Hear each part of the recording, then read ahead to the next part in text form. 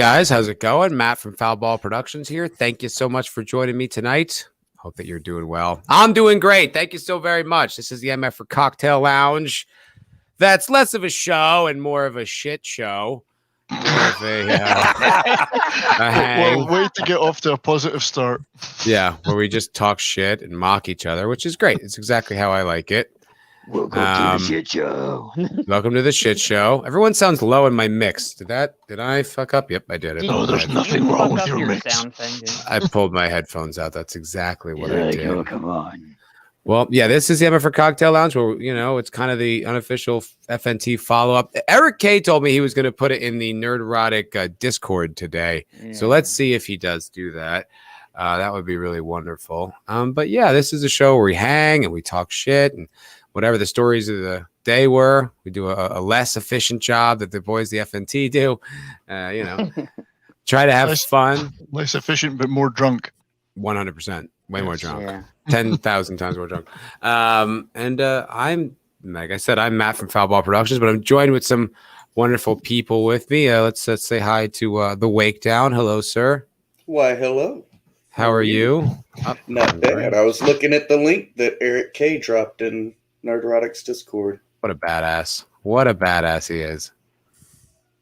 Good man. Love that Eric K. Can't wait to see him in Vegas again. I haven't quite booked my flight yet, but I'm going to. It's going to happen by the end of this weekend. Flight, hotel, the whole thing. Who else is going to Vegas? I wish. I wish. I am. Yeah. That's right. Hell yeah. Right, Jed and I are just going to sit and sulk. Do a I sulk want to stream. go to We'll Vegas. do a We sulk can all stream. do a stream together. This is the reason why I want to go to Vegas. I want to see Red Shirt and comics show up Matt and how to use guns safely and stuff. I want to I really want to see. I want to be there for that. They're gonna give me a Second Amendment lecture, you know. You're gonna. So now we'll take you to the range and have you shoot a machine gun. Was he That 9 would be millimeter? awesome. I would love that. They have one, I believe, in Vegas, outside of yeah. Vegas. I'm pretty They sure there definitely is got a one. range in Matt, Vegas. I did You only say, have to pay by the round. You Yeah. could do it here in Well, Texas too. You don't have Yeah. to go all the way to Vegas. Well, But Matt, Yeah. I In said Texas, to you you, don't need to go to a should- range. You should stream that one day. Like, just stream it, and they're like showed you how to do that. I feel like there would be some rule against that. Like, I bet you couldn't. I bet for some reason you couldn't like Oh. film it or something. YouTube wouldn't like it. I can tell you No, that. well, that's a good point. Well, There's another plenty of people that do gun streams on Yeah. YouTube. Yeah. FPS Russia was. I love that guy. Did you ever watch that guy? I'm not sure, probably. FPS Russia. He's a real I've seen I Russian. haven't seen him. He wasn't really Russian, but he just had a Russian accent, and he would just explore these really exotic weapons. Like it was the Dragon's Breath shotgun round, which was just like it was, I don't know if it was like white phosphorus or something, but it would just shoot this like explosion of fire. You're like, what the hell is that? Like he would just get into all different kinds of stuff, and he had like a phony Russian accent. It was really fun. I always enjoyed watching FPS Russia, but then he had some really serious personal problems, like someone he knew got like murdered by someone else he knew, and then like they raided his That happens. house. Yeah, it was Was there pretty a fucked tiger up. involved? Perhaps. Not that I heard. I didn't hear that, but yeah, no, it's Tiger. Or a pretty white fucking Bronco. nutty. No white Bronco. No, I don't. It was just so sad. I was like, oh, like love that guy, and just like his whole world collapsed. Just sounded like a bunch of bullshit. So now he's just anonymous. But I don't know if he's still up. But his channel was really great. I loved FPS Russia. Interesting. Not as Yeah, good I- as chicks with guns. That's a better one.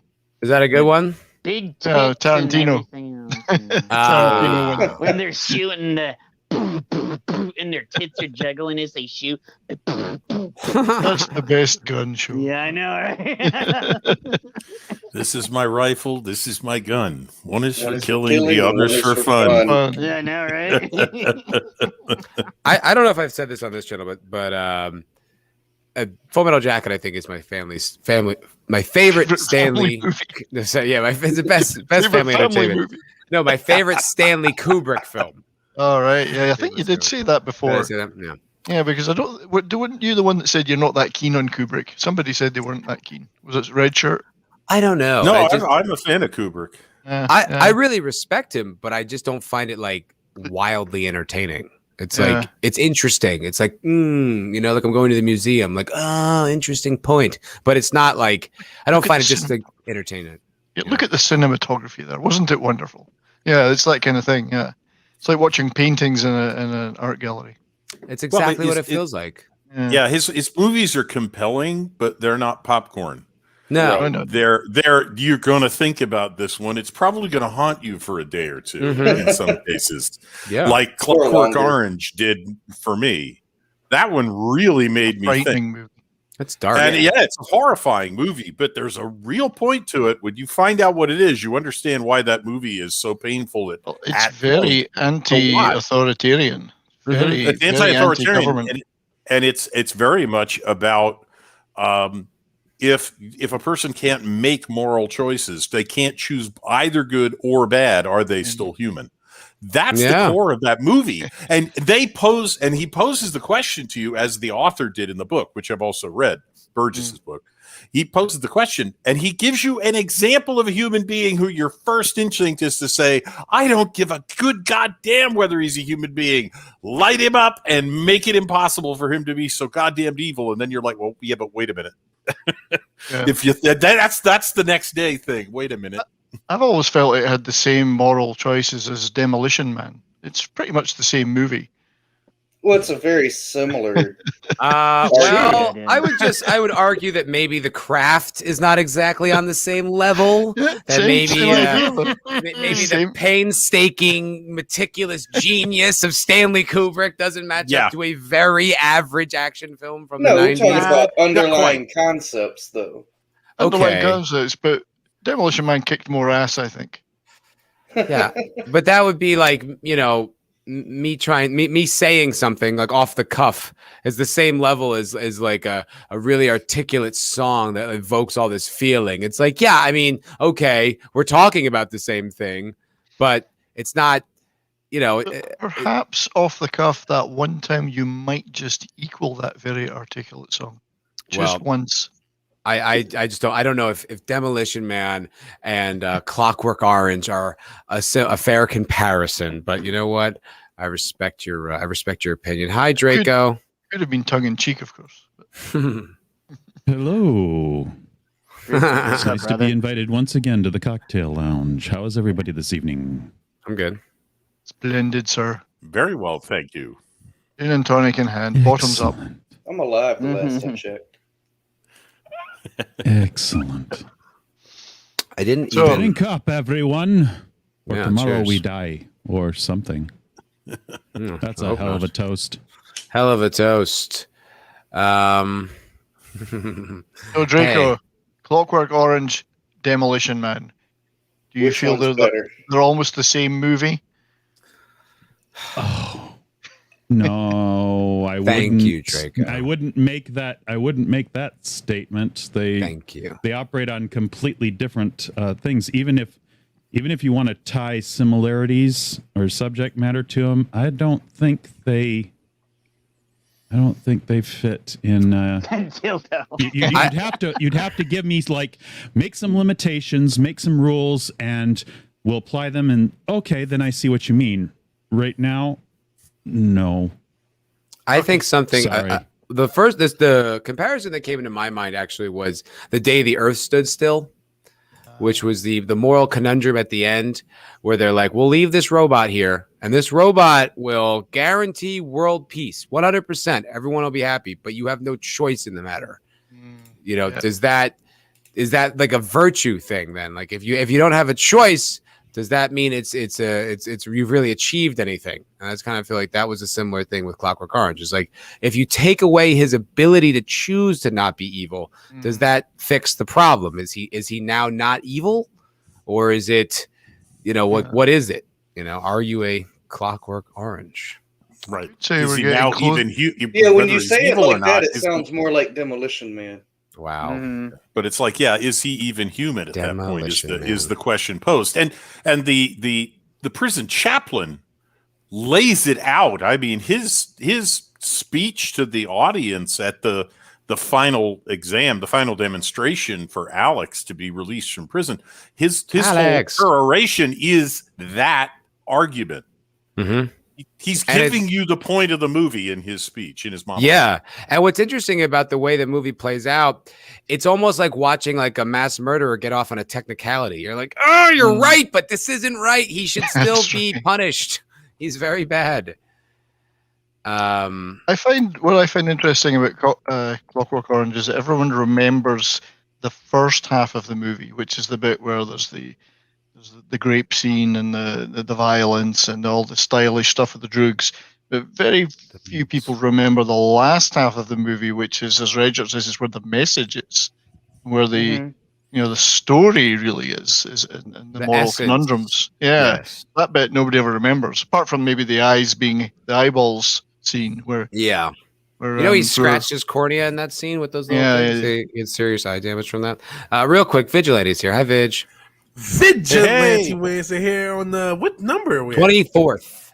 24. Holy smokes. I know, right? Half a year. 24th episode of the MFer Cocktail Lounge. That's incredible. It's been 6 months of this shit. My God.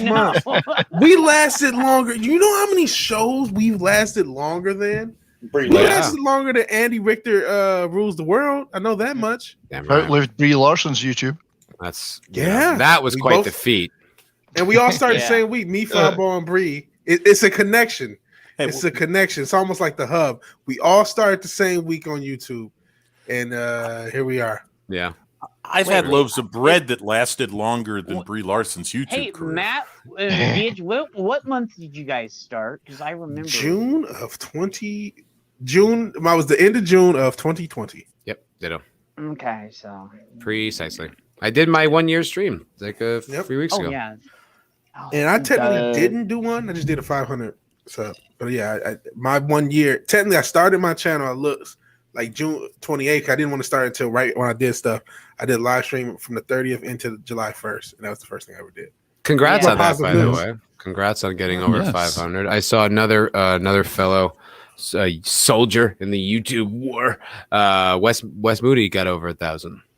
Well, okay, I'm confused about that. Tonight. It's his birthday right now. He's streaming now. He's competing. Yeah. But it says 628 subs. I'm not sure if he's counting like Odyssey, because I know he's doing actually pretty good over there. Oh, I don't know. I don't know. I have no idea the nature. Well, I'm looking at his sub. I'm not sure if it's what the thing is, but I just assumed, considering that he had one, that it was 1,000, but maybe not. Senjin Dildo didn't even know. He said, "Wait, Vid, you have a channel." He wasn't aware you have a channel. He's been smoking on some strong stuff because he's on the channel most of the damn time. Like watch me. He saw me play Tetris and Donkey Kong, so he knows. He's number one fan, Senjin Dildo. He talks a lot of shit. I love Senjin Dildo, bro. Like all seriousness, I love you, man. Buzzing. I don't like. Did you find him on? I know. I don't like being nice to him, but he is funny. No. He's enjoyable. I'm pretty jazzed, man. I'm jazzed. I gotta thank you, Brightest Day. If he's in the chat, he's the man. He sent the fucking super chat to Friday Night Tights. For some reason, so I got a few extra subs. I'm like, what the fuck happened? I had sent the super chat to Friday Night Tights and thought maybe it was that. So I went back to around time I got the subs to see what happened. Brightest Day sent the super chat, and he sent this on Twitter before. Like, put me, Ripper, Gundam, and just some guy all on one stream on my channel. That's what he said. Wow. 2 Friday Night Tights. I heard and then that night. Fucking Gary shouts me out. Fucking Tom does the vigilante Winston. No way. Says I'm a good guy. I'm in the car trying to get junk food. Part. I start screaming like the Lions won the Super Bowl. Like, holy shit. I start literally screaming at the top of my lungs. So I'm jazzed. That's I got great. a little jazz. Yeah, I'm hyped right now. So if I'm a little extra, that's why. Thank you, everybody. On the Friday Night Tights. Yeah. That's awesome. That's terrific. Yeah. Well, yeah. I mean, those guys are such a little verse for you in the Friday Night Tights metal theme song. Awesome. There's a metal theme song for Friday Night Tights? Yes. Yeah. There's a metal theme song now. News to me. And Vasper watch bits and pieces tonight. I got to hear some music out. I want to do it. It was pretty good. I mean, it's Dan Vance, so you know it's going to be good. Dan Vance can sing. He's good. Oh, yeah. He's good. I'm not a big metal guy, but I do. I mean, when I hear good stuff, I listen to it, regardless of genre. Honestly. Anyway, I remember when you started VW. I think I watched some of your very early videos and streams, and I've been there since the start, mate, and it's been great. So well done to you. You were there pretty early. Well done to you, sir. I liked the vigilante hip hop song that I heard. I thought it was quite good. I want to do more music. I just have to. I have a beat, like a complete creative block, and I don't know how to break it with music. I have there's some stuff, but it's just God, I cannot write lyrics to save my life. If someone put a gun in my head and said write lyrics, we'd all be dead. There's something about that, just persevering. Like it's painful, to suck, but there's something like it'll click. Like if you get like past like the first few like muck mire, like I did that with acting a lot. Like when I would just like my first few takes they were trash. It was just fucking awful. But it was like once now you've exercised that, you suck. You're a terrible artist. Now you can actually begin to do some work. You know, and you're right. I usually have to make like a bunch of shitty stuff, and then like, oh, this is actually decent. Right? You have to get it out of the way. Yeah, because it's almost like it's the fear of being exposed as a shit artist. You know what I mean? But like once you just like, all right, I suck, I'm terrible, and then you can actually get to work. I gotta remember, Cardi B is a recording artist. What the fuck am I worried about? You know what? As much as I'd like to talk shit about Cardi B, that Bodak Yellow song was fucking badass. I thought it was really good. Here's what I will say, not necessarily about her, because she just in case you didn't know, Cardi B has kidnapped and organized the grapes of guys. That's not a joke. That's a good point. That's true. But club music in general, I did have a different opinion on as I got older, or any music geared for the club, because you're like, oh, this shit sucks. And then you're like, oh my God, I'm drunk. And the fattest ass I've ever seen is dancing on me. This is the right. This song actually makes sense right now in this moment. Holy smokes! You're like, and then you end up with this memory associated with the song. It's not about the song. Yep. It's about being drunk in the club, and there's like girls and the energy and the vibe. Yeah, there is something to it, but I always liked that Bodak Yellow song. I thought it was just fucking badass. But then it was like once she became a super celebrity, it was like, all right, I'm not. I mean, this isn't that interesting, but it was fun. Yeah, even Sentient Dildo says Bodak was lit. It was a nice song. I don't know if that's sarcasm. I prefer that to WAP by a Trillion. It is Sentient Dildo. What a disgusting song. I prefer to either listen to neither. You're better off with that. That's true. Hey, we have a long time used to stream with us. It's been a long time, but now he's joining us again. Ace Mr. Freeze. Hey, Ace. Hey, Ace. Hey, everyone. Good evening. Yeah, it has been a long time. I've been a little bit sick, been a little bit busy, been on vacation. Yeah, but Matt, congratulations on 1 year. Oh, thanks, bud. I would have loved to have joined you, but I was in San Diego. That's all good. But I got sick there too. Oh wow! Oh man, yeah, kind of a rough year. Nothing too bad. Just hope you feel better, the first time was a little bit from alcohol, so that's my fault. Oh yeah, that's not good. No, yeah. It's like when you meet new people, like, yeah, come drink with us, and not you're just 2 drinks in, you're like, yeah, 1 more can't hurt. 5 more later. I've done right.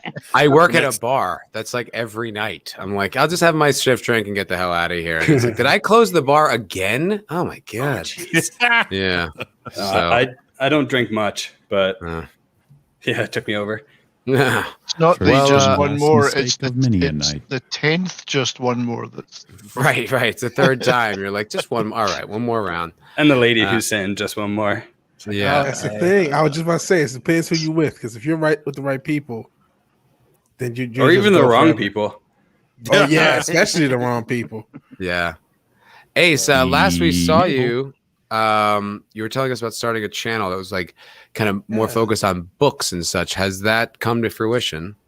We're almost there. I made a big decision, which was based off of a lot of evidence I gained trying to edit. Okay. Which is that I can't edit shit. So I'm turning it over to do like just like I'm gonna record and then review it, make changes, and then just do it again. Because I can do that, but this like software stuff and trying to sync stuff up correctly, I start to get upset. Yeah, and I don't want to be upset. I hate editing. So I figure I'm going to try another Shouldn't strategy. be. Yeah. That'll definitely get in the way of your creative juices, so to speak. The truth is, there's going to be hurdles no matter what angle you take, and it's just a matter That's like true. which hurdle. You know what I mean? Like which hurdles you're Like willing you to said, tackle. Like you said, Matt, pushing through. That's When you got something when you need to get through your creative. I mean, something that Vig finding a way around the creative block that you're in. I mean, I would say, yeah, keep pushing. I would say try different things. I would say whatever makes you feel. Listening to music, reading a book, watching a favorite video, something that inspires you. But when it comes down to work, like editing and things like that, if that's a headache for you. I mean, you either take it away, you get help from someone, or you find ways to push through it, and you say, "Oh, that's shit. Oh, that's shit." You know what? Oh, It's that's disorganized. shit," until you find something you're satisfied with. Yeah, that's true. There's no structure to it, and I'm a very structured person, even compartmentalized. Like everything has its role and place, and this is so difficult because you're just like in the middle of a program, gliding left and right and trying to get files aligned. Like it would be far from me to give anybody advice, but I find that as my channel goes on and time goes on, I'm getting a little better with that stuff. I was the same as you, found it really difficult. I think for me, and this is just me, I start all the time now with a script. I'll do the script and then I'll try and plan everything around that, and that helps me figure out where to place the video or the image or a piece of music. So that's exactly what I'm thinking of doing, because that's before what I'm I was doing. like, nah, I don't need a script. I'll be cool. And now it's like it's really I mean, you not can cool. ad lib from it, but I think it's great to have the bones of it at least in that way. And then I go, okay, I'm going to need 3 minutes of something to picture to put there, an image there, or a piece of music behind me there. It helps me a little bit, but that's it's just me. It's like any other creative process. I mean, you develop it as you go on. Like I'm working on a review of the Hitchhiker's Guide to the Galaxy right now, like inspired by Wake Down. I mean, I guess Thanks for the fish. The other Foul Ball Productions. Yeah. I'm like, I like lost him. I'm like, oh, there he is with my logo. There's two of us now. But Man of War. oh wow, fucking A. Thanks, Man of War. But the thing is, like, I just watched the movie and then just started yelling my thoughts at my phone while I recorded it, right? Like that was my first step. But then I went to go record a video just with that. And I'm like, this is so disorganized. Let me write this all down and do almost like a script. It is like, this is the first time I've ever done that. I don't know if it's going to work, but it's like, this is my new attack on this particular, endeavor. You learn and you edge and you refine as the more you do it. Here's what I will say. I'm working on a review. Write scripts for my reviews. Oh yeah, everyone's like, oh yeah, of course I always do the No, I never do. I was going to say two things. One, you can develop the ability, like if you're doing shorter content, you can develop the ability to talk shit. You know what I mean? So like doing streams gives you the ability to kind of have your thoughts. And if you're doing something under 3 minutes, Jesus Christ, wait, now you're killing me. That's why I got the ultimate mask on. Oh man! I'm trying to summon culture because I got culture there, and then it's 70s. This is killing. I know it's really confusing. What the hell? What was in this plant, man? What the hell? But no, okay. If you got shorter stuff, you can learn to talk shit. But with this, I'm doing a long review on the movie. It's up near 4,000 page, 4,000 word script. And then I took a whole bunch of notes, a shit ton of notes, and then came up with how I wanted my review, and then just wrote it all out in one blob. And I'm recorded it through, and I know I got to edit what I recorded, like as far as the voiceover. And then God help me when I get to the visuals. I don't know what the hell I'm gonna do. Oh, I'm not doing visuals at all. It's gonna be that's gonna be the biggest joke of my channel. Hey, that's not a bad idea. Just use a picture. Just audio. That's it. I'm inspired by the folks with whiteboards. Okay. That's what Az does. Slides work. Yeah, no, PowerPoint I'm thinking of doing because Okay. I think very much in presentation format.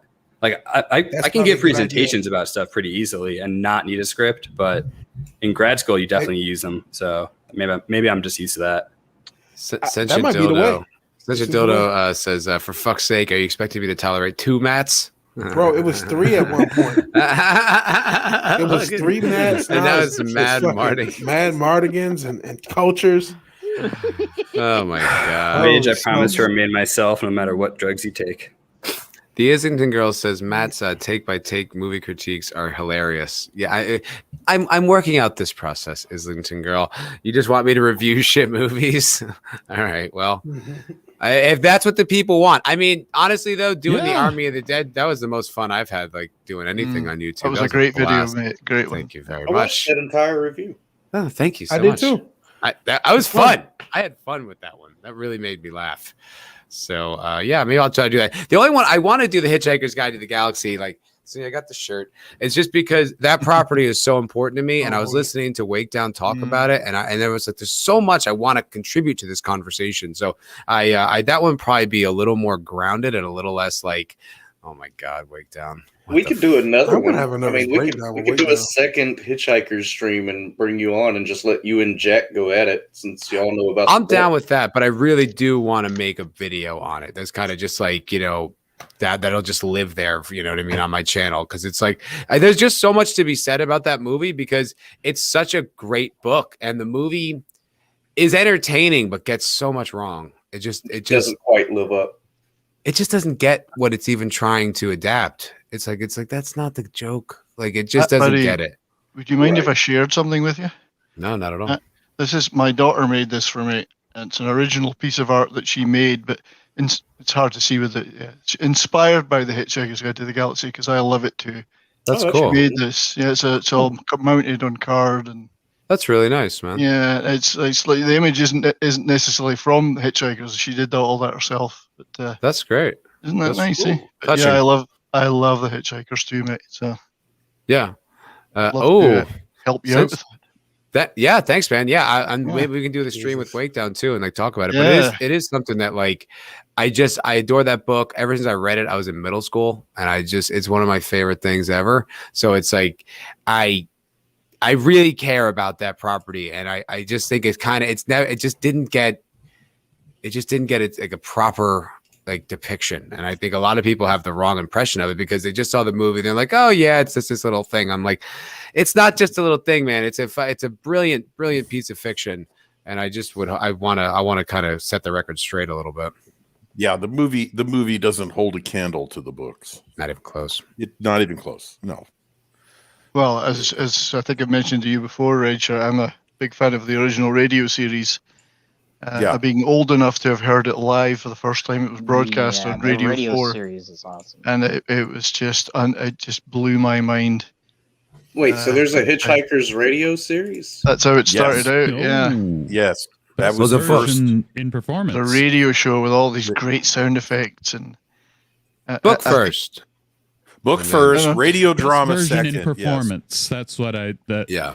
As far as if you wanted to actually see someone try to evoke the book, yes, but the book is Douglas Adams is excellent in his original material. Yeah, it's so a little funny. bit wonky there as the 5-book series, 5-book trilogy. The 5-book trilogy. But, yes. Well, I think later. Yeah. I think he said in his intro to the 5th book. So I'm bad at math. Sue me. Yeah, no problem, dude. You made me laugh for a very long time. I am going to contradict you all though, because the radio series became before the book. What? Yep, that's news to me. The radio series was original. Who left? The original. Then he adapted I don't know who actually left because then he adapted it. No, but everyone with these logos who's really here? Go to an alternate. There's 3 me's, and I'm the one with the wrong logo. I switched it up because I was like, Jed. Looks like we lost Jed. Yeah. I went to Google Hitchhiker's Guide, and now it's all V-dub. Yeah, now I need to know. Okay, culture. Thank goodness.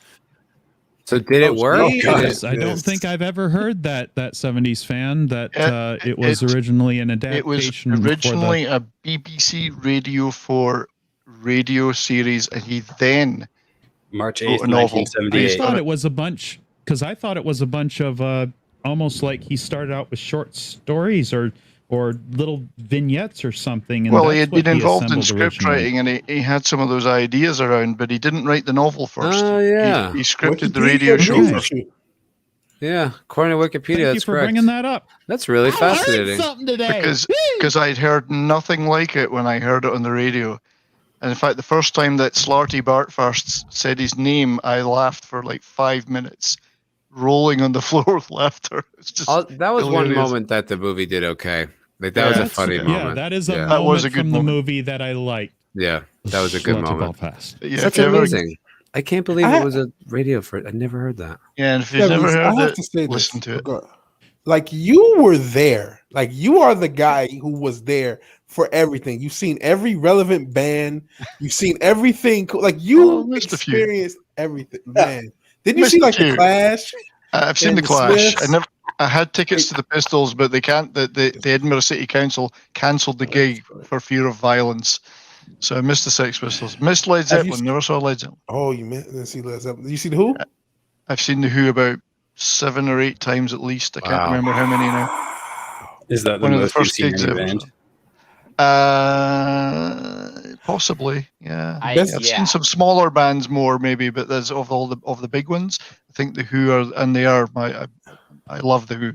I've seen them, I think about 8, 9 times, and I've seen Roger Daltrey and Pete Townsend separately as well in their own gigs. But yeah, but I missed a few big ones. I never saw the Beatles. I was too old. Too young, sorry, not too old. Well, Man, No, thanks, my- the Beatles my- are my just a good boy lady band, at wife- least as far as Friday My Night good Tights is lady concerned. wife saw the Rolling Stones in 1965 Holy smokes! in Montreal at the Forum in Montreal. She was just How a about little girl, but her mother allowed her to go. But her mother didn't let her go and see the Beatles in the same year, and she was to this day is pissed off about that.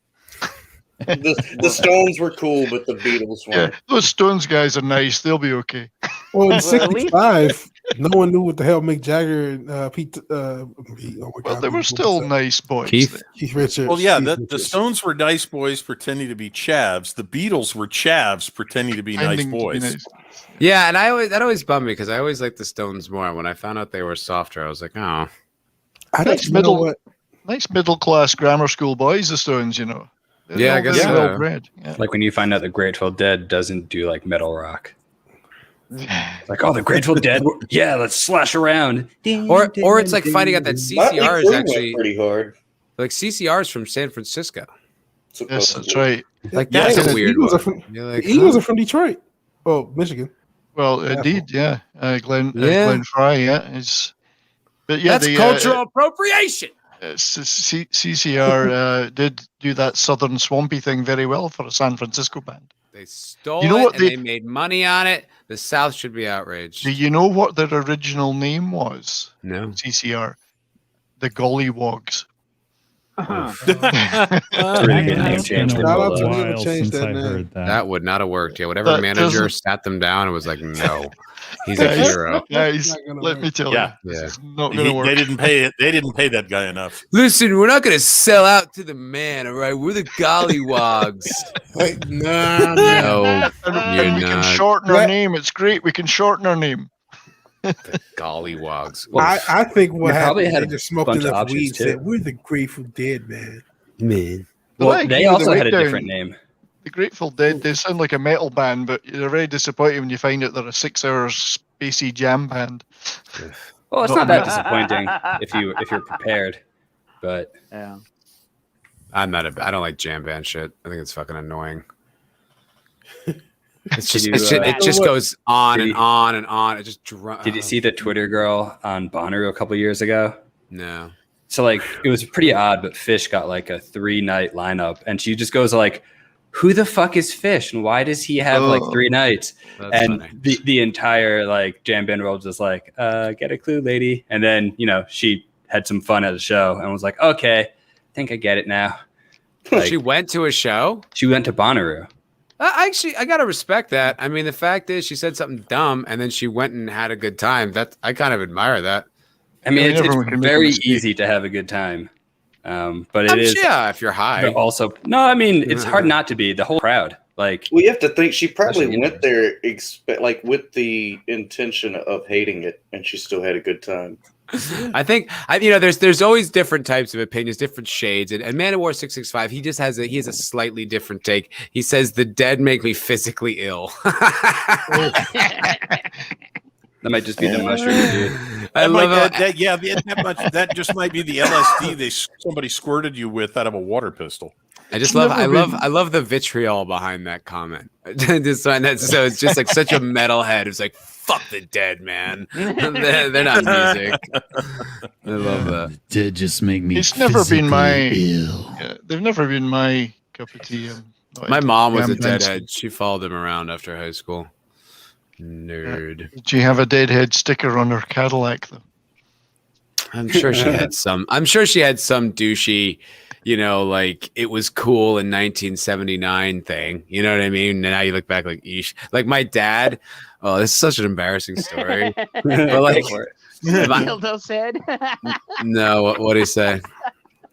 That's basically the MFer Cocktail Lounge saying something stupid and having a good time. Matt, like almost every MFer. I mean, that could be like the subtitle to the show. I mean, the MFer Cocktail Lounge. We say dumb things, we have a good time.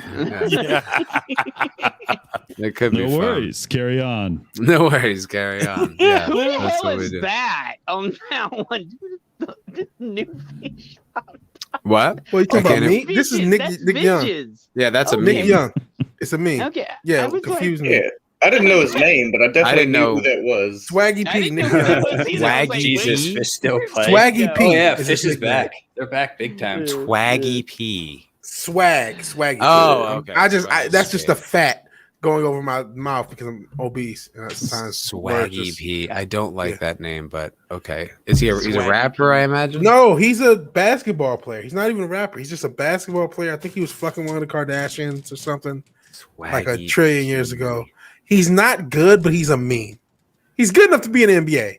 I mean, he's good enough to be in the NBA. He's one of the best athletes in the world, but it's Yes. Have y'all still. really but never no more seen than this that. meme? I've seen the meme a million times. I didn't know it was associated with I didn't know who the guy was.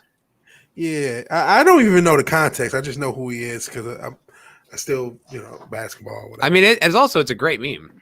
It is. He's just like- so puzzled. Just that puzzled, like what look? It's great. Yeah, I love that look. It's usually used at perfect times. Yeah. That's memes are terrific. This Indian girl says he sounds like a douche. I mean, You gonna slide the DMs based upon that? He sounds like a douche. DM. he probably Yeah, she's is like- though, because he's like 24 or something. You know what I Yeah. mean? Like we were all pretty douchey when we were that young. Yeah, and they didn't give us millions of dollars to play a game. It wasn't However public, old. or however old you Yeah. are now, Matt. We didn't have reality show stars You slide mean- in our DMs. You mean you didn't shave your hair into a mohawk and say you wanna bang Bree and like Hey, Look, no, listen, Hollywood showrunner and writer, professional Cameron Pasha agrees with me. So fucking suck it, Jed. Look, all right, we've beaten the Brie Larson You've horse got all to create day. a Yeah. title card, So I'm ready to. Matt, Yeah, to no. bring up at a moment's notice. That's right. Gotta have a title card to bring up.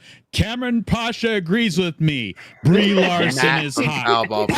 production. Right there. That's right. No, We he need to like, go back but he to Matt encapsulated the defending Cardi sentiment. B. He encapsulated the sediment though, which was just Sediment. that Sediment, yeah. sentiment. There's gonna be a lot of sediment on Brie Larson. What Just so you sinks know. to the bottom of the it's damn like, bottle? It's gonna be like glitter all over her. Like Sentiment. It was all the What's the shit sentiment? talking. All the shit talking. She's still pretty hot, and you'd probably bang her. Sanction? That was the whole point. I don't know how it became this this show meme. I mean, probably because I was She's a pretty drunkenly woman.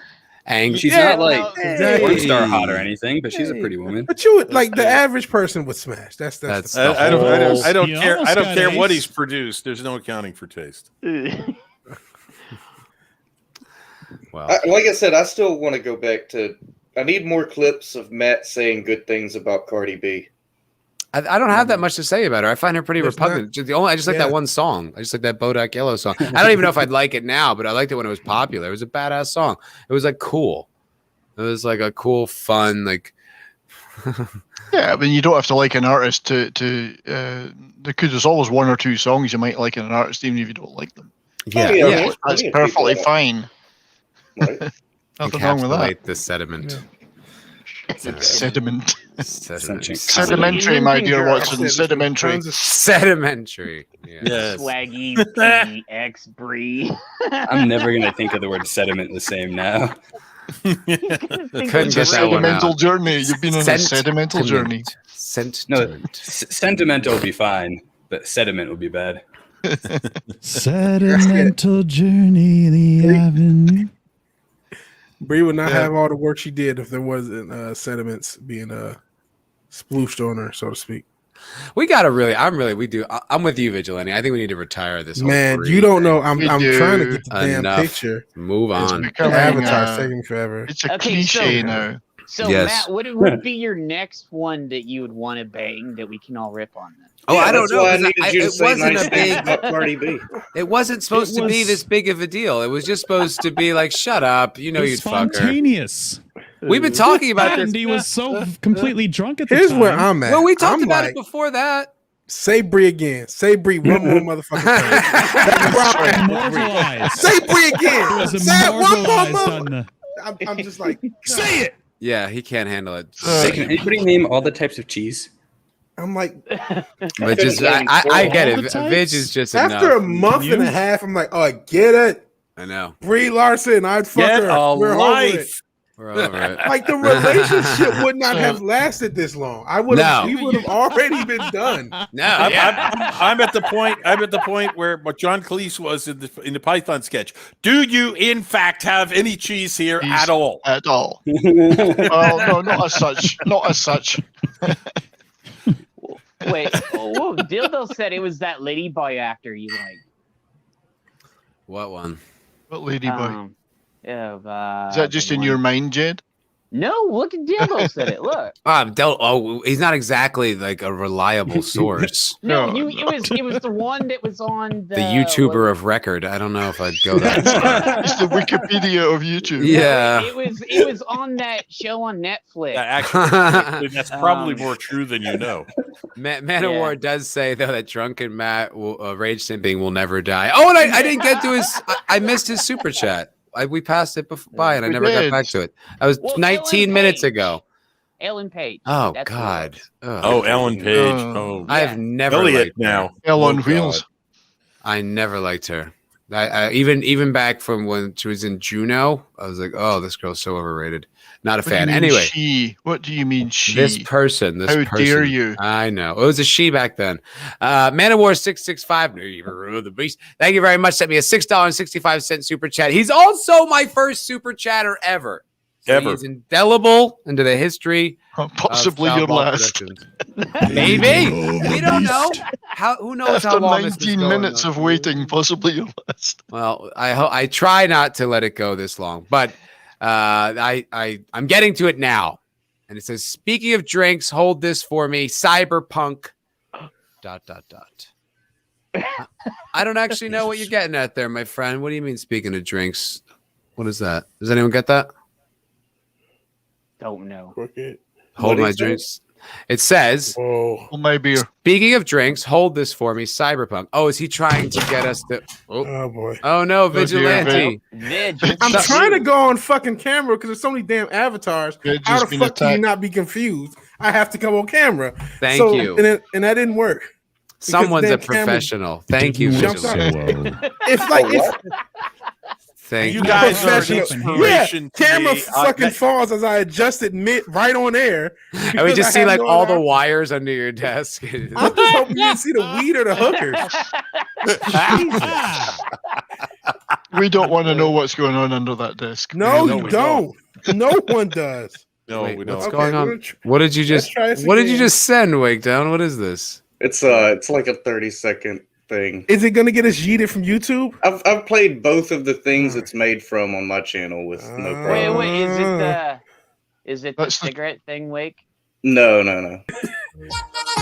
I don't know what this is, but I hope I never ever have to see this again as long as I live. Okay, this is an acid trip too far.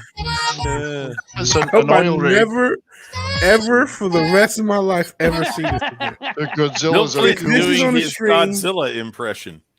I'll go off camera. You can thank me later.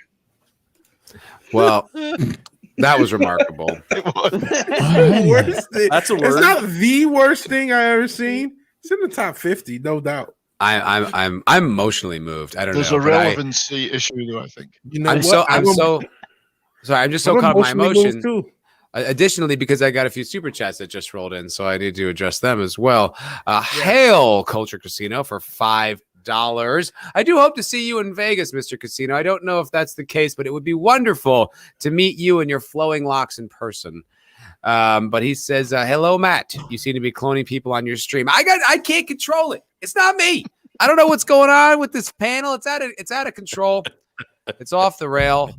But yes, people are cloning themselves. Look at me. Look, and he's got like an old picture of me with the fucking, I don't even have the mohawk. It's off the hook and roll. The fucking multiverse left Loki and is on his fucking channel. Yeah. Jesus. So yeah, that's what's going on. You're killing me, Smalls. You're killing me. It's crazy. It's kind of weird.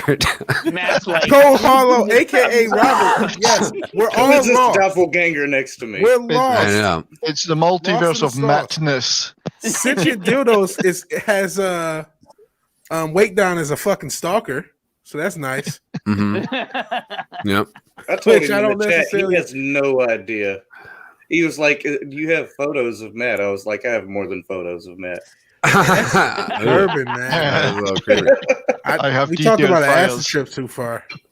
I mean, he also, he's got like, video upon video of me like face morphed, dancing with Brie on the Titanic. hey, your guys' face is actually good on that one, though. So With on The DiCaprio. whole thing is pretty and good. DiCaprio and Brie. I think her, honestly, I think hers looked a little better. She had a little more, like, it's a little more, balanced. A little, what's the I thought it word? was Symmetrical. Yeah. But it was fun. I mean, I like seeing all those videos. I like seeing the dirty dancing. That was probably the funniest one to me. I think the Is that more best palatable? one was the Brokeback Mountain one. So. Oh, that was hilarious too. That and I'm the what do they call it? The bottom. I'm the bottom. You just mentioned Dirty Dancing. Tea's gone cold. I want- Yeah, well, Wake Down did a little Dirty Dancing video. Yeah, I was watching a little Netflix video documentary about that movie. It was made by Vestron Productions, who did VHS direct-to-video slasher movies. And that was their first proper feature film that they'd made. That's pretty cool. It was. All they that's did actually before then pretty was interesting. slasher films. Yeah, it's on a Netflix documentary, The Movies That Made Us. And it's really good. There was no wokeness in any of it. It's about 80s movies. There was that one, Ghostbusters, Die Hard, and another one that I've forgotten. I mean, you got to start somewhere. I think it's kind of interesting, like not every network like starts off making, especially like startup networks like that, start making good content. But yeah, I guess if you stick with it, Yeah, not that these are Dirty good. Dancing's a masterpiece, but it's like people liked it and it wasn't just a cheesy slasher It was film. basically made by a bunch of amateurs who had never made a feature film and said, well, what do we do? How do I direct a movie? How the hell do I produce a movie? $4.5 million as well. $4.5 million. There's been a lot worse attempts than that, and I've been in a lot of them. I've started. I need the Oh, boy, names of these Matt. movies so I can hunt them down. Yeah, they don't even get that far. They're not even why. that big. Like they don't even have distribution. Hunt them down. You'd have to go to the director's house. Oh, he can probably Wake Think- Down can probably get it. Think I won't email the directors. I mean, that would be hilarious. I mean, I'm sure I can get, if I can get off this removable drive, all those files, I can get you a bunch of shit. And you can go ahead, have at it. It's not even, I don't even know if it's going to be fun. You just be like, oh, this is That just bad. actually was No, sad. I'll do watch parties on my It channel, would be my and we'll mission watch to get them. it off. That would those actually be drives. amazing. More super chats I have to Yeah, address. a lot of super chats. Get A to lot the of super chats. chats. Thank you so much. Pro-capitalist. Yeah, hell yeah. The Nerd Portal Lifeform for $2. Thank you so much, the Nerd Portal Lifeform. He also has a channel. Yes. Feel free to head over to the Nerd Portal Closing in on Lifeform. 1,000. No shit. Yeah, he'll be at I said 100,000 by the end of the year, and I think he'll. Hell yeah. Way to go, dog. Says Later Beatles are GOAT. Yes, they Abbey Road are. is badass. Abbey Road is like one of my favorite albums ever. I love that album. I don't have any passion. Even though for Yellow the Beatles. Submarine's on that album, I don't like that song. But I do love the rest of that album. I really like the Beatles. I guess they were not, especially early on, they were not the greatest of like musical talent, but just the songwriting and the chord progressions were really cool. I respect it. Really and their harmonies were different because they didn't have melody, always had melody on the bottom, harmony above. If I Fell in Love with You is a perfect example. The melody is above, the harmony is below it. And that just confused the hell out of people at the time because they knew what a major third was. They didn't know what a minor sixth was, which is the flip side of a major third. See, none of these words make sense to me. Yeah, but here's my point then, Matt. Here's my point then, Matt. The Beatles in 1963 did understand the difference between those two intervals and the way they sound and what you do with them. And that's why people are like, the lyrics are meaningless. You know, I want to hold your hand isn't like great poetry for lyrics. But the music was different for the early 60s. They came up with some new things. I had a lot to do with that. Yeah, I could talk all night about the Beatles. I could talk all night about underrated. You're going to talk all night. I could talk all night about the Beatles, but the reason that they were so good at multiple styles is they were absolutely. Fuck, could anyone classify the Beatles as underrated?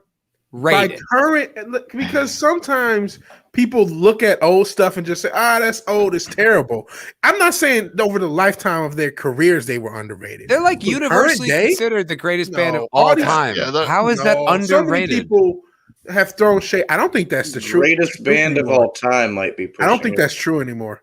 I don't. That used to be. There was a time where that was, but time moves on, and then at this point, no. I think if you ask the average person who's the greatest band of all time, they may say their names, but I don't think they'll be the first names they say anymore. Wow, I have. Superman used to be the shit, but he's not anymore. You know what I mean? Things fall off over time. That's because Warner Brothers if you doesn't Google know it, how to do a proper Superman. They're the best selling band still. If you Google it, it's what comes up. There's one thing to remember about the Beatles. Sgt. Pepper changed albums. Before Sgt. Pepper, albums were just a collection of songs. After Sgt. Pepper, bands tried to make an album out of songs that had some sort of connection. Like a concept? Yeah, a concept. That was the first concept album. Sgt. Pepper's Lonely Hearts Club Band. Nobody had ever done anything like it before. So that's crazy.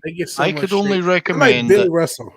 I can't. This is insane. That's insane to me. If you want to know about how modern rock recording was created, there's a book called The Complete Beatles Recordings by a guy called Mark Lewison, and it talks about every day they spent in the studio in their career and what they did and how they did it. And it's like reading a novel. They start out making their first album in 12 hours. By the end, they're doing all this fantastic progressive stuff, and it tells you how they did it, what they came up with, the things that the engineers and George Martin invented in the studio to do this stuff that bands had never done before. It's like reading a novel. Honestly, it's incredible. See, this is so interesting because it's like I can't really stand on this point of view anymore, but I used to really passionately feel that the Beatles were fucking overrated. But here's why I say that. I just didn't. Beatles are boring. Beatles suck. Beatles are trash. Where? Such a dildo, gay ass melodies. Like everybody has some. But such a dildo. It's talking shit. Well, Texas Shire.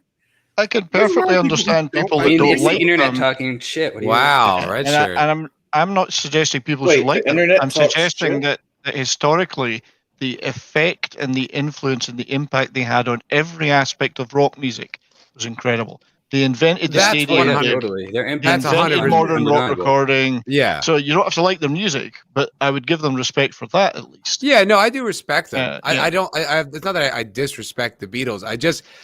I never felt that passion for them like that. I needed to know and explore them. Good. I mean, that's their music also doesn't draw out of you what a Led Zeppelin song might draw out of you. Like, there's very little urinating. That would be blood. Yeah. I mean, like God. When I first heard this, like a song. What? Killing me, Smalls. The damn clone. I didn't even see that. There's 2 VWs. 2 VWs, 3 mats, and a cup of coffee. So weird. So weird. I couldn't help myself. Goodness. I just want to give you one more thing about the Beatles, and this is just a piece of trivia. The reason, double tracking. So you double track a vocal, you sing it, and then the producer just slaps it again on top of your vocal, and it makes it sound like you're, got that echoey sound, and then you put another one on. That was invented for the Beatles by the engineers at EMI because John Lennon got tired of singing the same song twice to get that effect. He said, "Can't you just fucking record, play my own vocal on top of what I've done? Just flange it," he said. They call it flanging to this day. Just flange my vocal. Because he was so lazy. What he was causing with that, he couldn't be bothered to sing it twice, so he just got the engineers to fix it for him. And now everybody does it, and they've done it forever since. Yeah. And that's the origin of both the flange and the chorus effect, the pedals and the effect. That's right. It comes from John Lennon's basic laziness. It's kind of cute, really. I mean, it was interesting. I was listening to them talk about that on FNT tonight, and because I used to be more passionately like the thing is that you can't, in good faith, talk about this and disrespect the Beatles. Like, that's ridiculous. Like, it's like they're too influential, they're too long lasting. And look, there are good songs. I'm not saying I don't like the Beatles. I just never loved the Beatles. Never felt this passion for it. But it's like, it is interesting to hear like the kind of the nuance and like when people describe, especially people who know how music is constructed. You're like, oh, all right. I guess that is pretty compelling. That is very interesting. It's hard to, deny that. They had a Kubrick-esque impact, if you want to translate it over to film. Kubrick? Kubrick. They did, actually. As far as like so much innovation and so much like getting us from one point in music to another point in music, basically, as far as modern technology. They're one of those artists that really is in song structure, not just technical side. Not to do this to you, but that's going to be the Grateful Dead as well. Yes. A lot of bands that you would toss in there, but their wall of sound, their speakers, they basically created the modern speakers that any arena would do. And then it was all Macintosh amplifiers and speakers. I didn't know that about Macs. Yeah. That's what they chose. That was their wall of sound, was all Macintosh. And then basically like the whole engineers concert scene that we do nowadays. Engineers solved a problem. Engineers invent everything, though. That's what they're engineers. Yes, they solve problems. That's what engineers do. You come up with a problem and say, "Engineer, solve it." And engineer goes away. And check out the hook while my DJ revolves it. Ice, ice, baby. Yes, that's right. Sorry, that's a lyric from Cool as Ice. No, we got you. No laugh. He made one song. Stop the conversation. Sorry, I thought that was funnier. Thought that was going to get a better laugh. All right. The movie is hilarious, though, Matt. Cool as Ice. Oh, I thought you said Teenage Mutant Ninja Turtles 2. No, I wanted to hear the Vanilla Ice actually has a movie called Cool as Ice. Ninja. Go Ninja. Didn't know that. I bet it's not that cool. Hey. It's hilarious. Comics is here. Hey, buddy. Hey, what's going on? Not much. Comics. We were just talking about the Beatles. Talking about the what? The Beatles. The Beatles? Yes. Yeah. The Beatles were on the cover. I take it because of Jeremy's comments? No. Well, I'm the reporter. I don't even know what his comments were. He was saying that they're overrated and that they didn't exist in any other time like the way that they did then. Like if they came out now, they would be insignificant. Well, to be fair, they were a manufactured boy band, just like every other manufactured boy band throughout the 80s. Yeah, like the granted, they were kind of the first. But comics, they were a manufactured boy band who could play 14-hour gigs in Hamburg. Like day after day. So they could play. And the thing too is they actually did have talent, and once they actually started writing their own material is I think where they really kind of escalated. But the image was manufactured by Brian Epstein, the suits and the whatever. That was all. I was going to say Tavistock Institute, but that's neither here nor there. Sorry about that. I don't want to get us heated. All the pioneering stuff, I think, is like, I mean, it's like you can't divorce the two. It's like if they pioneered all these things and they're that influential because of that, it's like, well, that matters. It's like someone who invents an instrument. It's like he may not be the best at the instrument, but invented it. Yeah, or it's like Scorsese's, like like all the like gritty stuff they were doing in the 70s. It's like, yeah, if those came out today, they wouldn't matter. It's like, yeah, because all the things that came out before them already exist. Like because Beatles- they it's like saying if your grandfather was never here, you wouldn't be born. Like, well, no shit. I mean, the main thing, and that's the other thing too that Jeremy kind of said, is that he doesn't deny the fact that they actually had an impact, because they did. Yeah. That's what I was saying. I didn't know what he said. I was saying that they were underrated. The Beatles are underrated because so many people hate the Beatles that I think they're kind of like they're thought of, like Jeremy was saying. They're just this old relic. They were only relevant because of their era. I don't think they're an old relic, but it's not my style of music. I'm not a fan, but I respect. And they were lucky in I they had the right people around them. Like anyone that's good. You mentioned Kubrick. He worked with the same cinematographers and the same crew all the time. The Beatles had George Martin. They had Brian Epstein. They had the right people. So it isn't just them. Sometimes it's like that magic of just being in the right place at the right time and having the right people around you. Well, no, that's why that's actually an interesting comparison put to Kubrick, the Beatles and Kubrick, because I mean, Kubrick did pioneer a lot of things, but one of the most influential was the Steadicam, which basically allowed them to do tracking shots without putting track down. I don't know if it's directly him, but it's like he was the cinematographer. He was the first to use it in The Shining. Yeah, it had been invented, and he jumped on it and said, "I want that for this film." Yeah. And they hired the guy. I believe they hired the guy that invented it, because I don't know how many of them there were at the time. And when Danny is riding the big wheel through the corridor, there's so many shots. There's so many Steadicam shots. Yeah, there's a lot, but that's the one that everybody mentions that's the one you couldn't have done with a track, because you would have seen it in front of Danny. Yep. So they had to have a cameraman trotting behind him as he wheeled himself along, and the only way you can do that shot is with a Steadicam. Fun fact. Steadicam or rigging it onto something and like a tricycle. Well, yeah, you could. You could, but you wouldn't be able to disguise a railing around the corridor or something. It wouldn't be steady. Like that's the issue. Right. Like it would bounce, and you'd notice the camera. Like that's what was so brilliant about it, was all the counterweights. The counterweights is what kept it, straight, and like even like it was on a track. Like like it was perfect. Fun fact though, in Aliens, the little smart guns that Vasquez and Drake had, those were actually modeled after the Steadicam rig. The body mount Steadicam, yeah. I have a Steadicam for my camera. It's not a body mount, but it's just a counterweight. Right on, yeah. Hey, Culture. Well, another innovator. Is this the real Culture? I cannot tell. I don't know anymore. I am only here. I'm giving you these 5 or 10 minutes because I'm pissed that somebody's disrespecting the Beatles.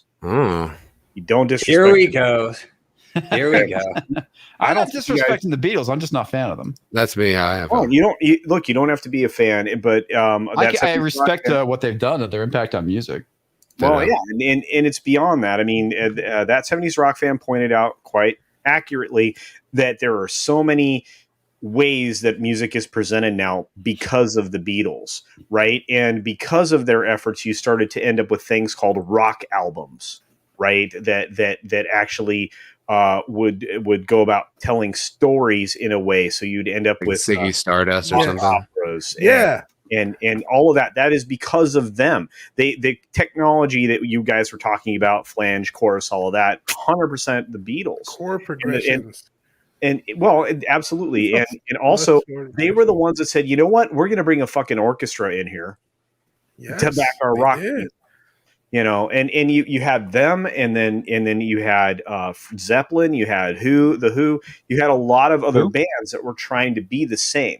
And the Stones, look, as much as I love the Stones and I think they're freaking hard rock and freaking awesome rock guys, they stole all their shit. Thank you for somebody saying that. What do you mean they like stole all their shit? They're a blues cover band. Their first 4 or 5 albums. They got that's what pisses me off most about them. Not even that they were a blues cover actually band. Really good. Everybody cover. stole from that, but they stole they reused so much music. The copyright laws were slightly different than when they got sampled in the 90s. They were assholes about it, and that always pissed me off about the Stones. Not to say they don't have good music. Not to say they didn't make good music. No. Wait. You lifelong Stones fan here, but I'm being honest. They stole their shit. you know, and then they kind of spun their own stuff out of it, but it took them a while. And they were presenting blues music to white people, you know, and it's like, because at the time, you know, there was a divide. There isn't anymore, but it's one of those weird things. And well, except for them being pissed about other people sampling their music, wasn't that also to some degree what Elvis was doing earlier? I think Elvis is a better example of using black music for a white audience. Like, I agree the Rolling Stones did, but I think it's more inspired because what the Rolling Stones created was so unique. Like, it's not black music. Like, there's soul in it, and there's like these things that, like, you know, we're definitely inspired, but it's wholly the Rolling Stones. No, and their first few albums are actual covers, though. Like, what I'm saying is, their later albums, they took something innovative. I'm sorry to cut culture. I know you only. No, you're right though. No, you and I are on the same track. Keep going, brother. Keep going. But no, you can go ahead. You said you're only here for a little bit. No. You're 100% right. They covered other artists, other songs, other stuff, and then they developed their own style from that.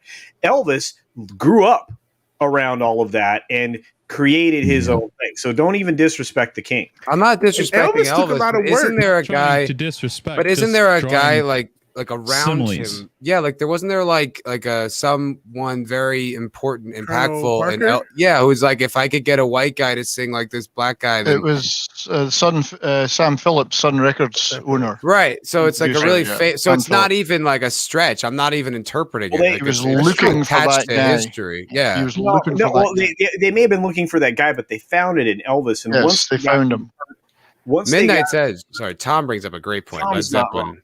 Led Zeppelin's I think they're the worst, and they're one of my favorite bands, but they are the most egregious. They ripped off Stairway. Yeah. Like they ripped off. They so ripped that off. Word. It's like really bad, Zeppelin. Yeah, Muddy Waters. They ripped them off. You know, all these guys. When the levee breaks. Yeah. They lost Elvis got his first recording contract because of the way he sounded, but that was the music he was already doing. Yeah. Did you guys? Have you heard the rumors that he was a quarter black Elvis anyway? No. Yeah, his parents. No, there's rumors that he had like either a black grandparent. Is this like how Beethoven? God, I should say words. Beethoven's black. Beethoven is black. Beethoven is black. That's like you a Hotep comics? What the hell? No. Mozart was black. Beethoven was not. No, Mozart was black. It was Mozart. Sorry, it was some Renaissance, not Renaissance. Well, you know what? I think Anne Boleyn musicians. got switched. I heard that about her too. Her and Shakespeare. Well, hey, you know, and Anne Boleyn was black. That's all I have to say. Right. Yeah. Oh, yeah, that's right. You just found that out. I didn't know that. But no, what a surprise. The same thing you're saying about Mozart is apparently a rumor for her and Shakespeare. I've heard about that. Hey, but I'm not a Hotep, so I don't know. Look, and here's this really weird thing. They're currently lining up Timothy Oliphant to play Martin Luther King Jr. In a film coming awesome. up. Really, he's a really good actor. I can't wait to see how he's going to pull off blackface. That's a meme. Did you ever? Like, no blackface. Ryan Reynolds. Ryan Gosling. I'm kidding. Their portrayals get it right. Ryan Gosling is Malcolm X. Yeah. That's awesome. Mozart was killed by the villain from Star Trek Insurrection. That's true. Wait, so hold on. What's this? Okay, Zenchen Dula says Vidge is an undercover Hotep. What is this term Hotep? I don't honestly know. I know they got mad at me when I said something about Hawkman. Bubba Hotep. So it is a reference to the movie. Bubba Hotep is the only thing I know it's referring to. That's what I thought. Hotep's an Egyptian god. It's an Egyptian thing. I don't remember what it actually. You got a plate. It got explained when Tim Pool had Hotep Jesus on. He explained it, but. Because Bubba Hotep is a movie by Don Coscarelli. It's an awesome movie starring what's that guy from all the Evil Dead movies? Bruce Campbell. Bruce Campbell. Yeah. And like he's in a mental institution, like an old folks home. He claims that he's Elvis, and then this other guy claims he's JFK, but the JFK guy died of black. They made me this way. Yeah, he's black. So it's like I guess maybe is that what they're making the reference to? I don't think so. So Hotep. I don't know everything about it. So I hate. I'm lost. But I've heard the phrase a bunch, and it's just like, I don't know. It's just like a sect of brothers who just think because I like Hotep Jesus, so I don't know everything they say is crazy, but I just know that it's some. I don't really know what the rules are, but it's just something like. There's rumors like Something everybody was black. A lot of everyone's black. A lot of like stuff the Black Israelites kind of stuff. Something like that, but it's not though. It's a different thing. It's disparate from that. That much I know. Oh, okay. Yeah, no. Hotep just essentially means that you are Afrocentric. That's all it means. Is that what it is? Maybe that's probably simpler. It wasn't. I was wrong. Oh It's no, not that an sounds Egyptian like god. major cultural appropriation because Hotep was Egyptian. So No, it is based I on don't know. Egyptian. In Africa. I know, but like it's based off to ascribe things to solidly culture 5,000 Mediterranean. years ago that has not nothing to do about today. Sub-Saharan it's like stealing. Africa. It's like I don't know. Just go to India. I mean, and you're making it take sound some like of that. this. Maybe this fringe belief system that's not widely accepted as No, real is a little wacky. It's like, yeah, probably sounds nuts. It's probably a little out there, Ace. But the word Hotep, it literally means peace. So it's taken over. It's an Afrocentric term, and it's right. So Hotep. it's an Egyptian word. Yeah, I believe they believe in the Ancient Egyptian gods, Egyptian. so they're like really cool with like they're into them. Into like the It wasn't Kemet actually a version. god in Egypt. I think it was just it means No. peace, but it's there were Egyptian rulers called Hotep. I thought it was a god, but It was We lost the weight Imhotep, and down. it was like okay. architects. Imhotep was a builder, Yeah. and he later got a cult Imhotep. following for his successful. Yes, I saw the constructions. Mummy too. Yes, I remember. No, the Mummy has him as a priest. Mummy or the Mummy too. Yeah, he was actually an architect. He's an That's architect. Yes. what you don't want to be called. When it comes what you to don't history, wanna be- I got my shit. yeah, And what that's you why don't I'm wanna be like, called- taking this stuff and like renaming it for whatever cultural political meaning you want is like whatever. I'm not going to pay attention to this. Like it's going to pass me by. I don't that one's been care. around a bit. Yeah, that one's been around a bit for as a colloquialism, but you don't want to be called a Hotep. Photep, what? Yeah, you don't want to be Hotep. called a Hotep. You want to be called a Hotep, not a Photep. So, It'd be anyway. a fake tep if you're a Hotep. I mean, I'm just saying. if you're going around with labeling all these people, I think that's the person who's got an issue, right? I actually am not carrying any labels, bruh. No, I'm not talking about you, bruh. No, I'm talking about the folks who are like using it. I'm saying, bruh. What Right. you Listen, saying, brah. bro? Brah. Listen, What's bro. up, brah? What's up, this? I Mad know Mardigan's Star here. Wars, Hey, brah. Mad Mardigan. Star Wars, talking about Star Wars. Oh, wait, sorry. Bill Murray is the lounge singer. I'm here, hold on. I'm so glad I'm not on social media like So that. much more. Airport Star lounge Wars. lizard. Airport lounge lizard. Do you see this man over here? Yep, He's got a hat. Mad. that's true. He's mad. Does You he know. ride with a hat? Have you ever seen him without a hat? No, not one time. No. That would be like seeing me without my hair. I have a hat. I'm going to put it on. That would be I'm I'm very not awkward. sure it's a hat. I always thought it was just part of his head. That might be true. I don't know. I just got one thing to say. Wow, Mad Look at that. Mardigan! There you Mad go. Mardigan. But I was only going to Wow. be here for a couple of minutes. I just wanted What to have say you done this time? the Beatles, freaking awesome, and anybody who participates in sacrilege against them, punishment. Oh, but Jeremy's not wrong. The Beach Boys are good too. So just remember. They are. I have nothing against the Beach Boys. Pet Sounds a great album. They were amazing, dude, and Huh. Wouldn't it be you nice can't if go we you can't go to a Beach Boys show and not No, I leave a can't. smile on your face. No, I can't. No. Yeah. Yeah. I mean, and and the thing the Beach Boys did was they took vocal harmonies from an a cappella group that was very popular in the 50s called the Hi-Los. And those guys were Are they like the incredible. Raylos? No, Yes. they were not. They're not. Yes, they were. No, they were not. I'm just trying They to were learn. Raylos at the time. I'm just There trying were to two learn. guys over 6'4" and two guys under 5'8", and they all had perfect pitch, so they used to tune their backup band to their voices. So they're like 6'5" and 5'7". Yeah, there was just enormous difference. It And Two different when they heights. recorded, they told the orchestra, "Here's your A," and that was it. And then they did one take because they couldn't, they always heard the right note. and their harmonies are insane. That's crazy. I didn't know that. They have great harmonies. It's pretty interesting. The nylons in the 80s and 90s were the same way. Yes, they're a band. God, I love them. And that first tenor in both both groups had a first tenor that was scary. I mean, like standing on it. Yeah, perfect. Yeah. It's so funny. As soon as we start talking about all this stuff, I'm like, I have nothing to say. I'm like, what are you talking about? They're talking about like women's nylons. Now you know how I feel when everybody's talking about comic books. I'm with you, Richard. Yeah. This is, all right, this is safer ground. No. I'm dipping because our boy Tom needs to get his butt in here. I just want to say, love you all, miss you all. I'll see you soon. Peace. Love you, Culture. Take care, Culture. Right, good to see you. So I guess Tom will join in a moment. I'll send a little message. It should be here shortly. Okay. It's just a crowded day. I mean, it's a crowded show. It's Cocktail Lounge. Hi, Matt. How's it going, man? Hey, how's it going, man? I missed you last week, man. Yeah, man, I was sick. I'm still kind of like dealing with it, like the congestion, but I'm pretty much over it. Nerdporio Lifeform did send me another $2 super chat, and he's like, "Hey, get to my second super chat." It's like, I'm sorry, your first one spawned a half-hour conversation.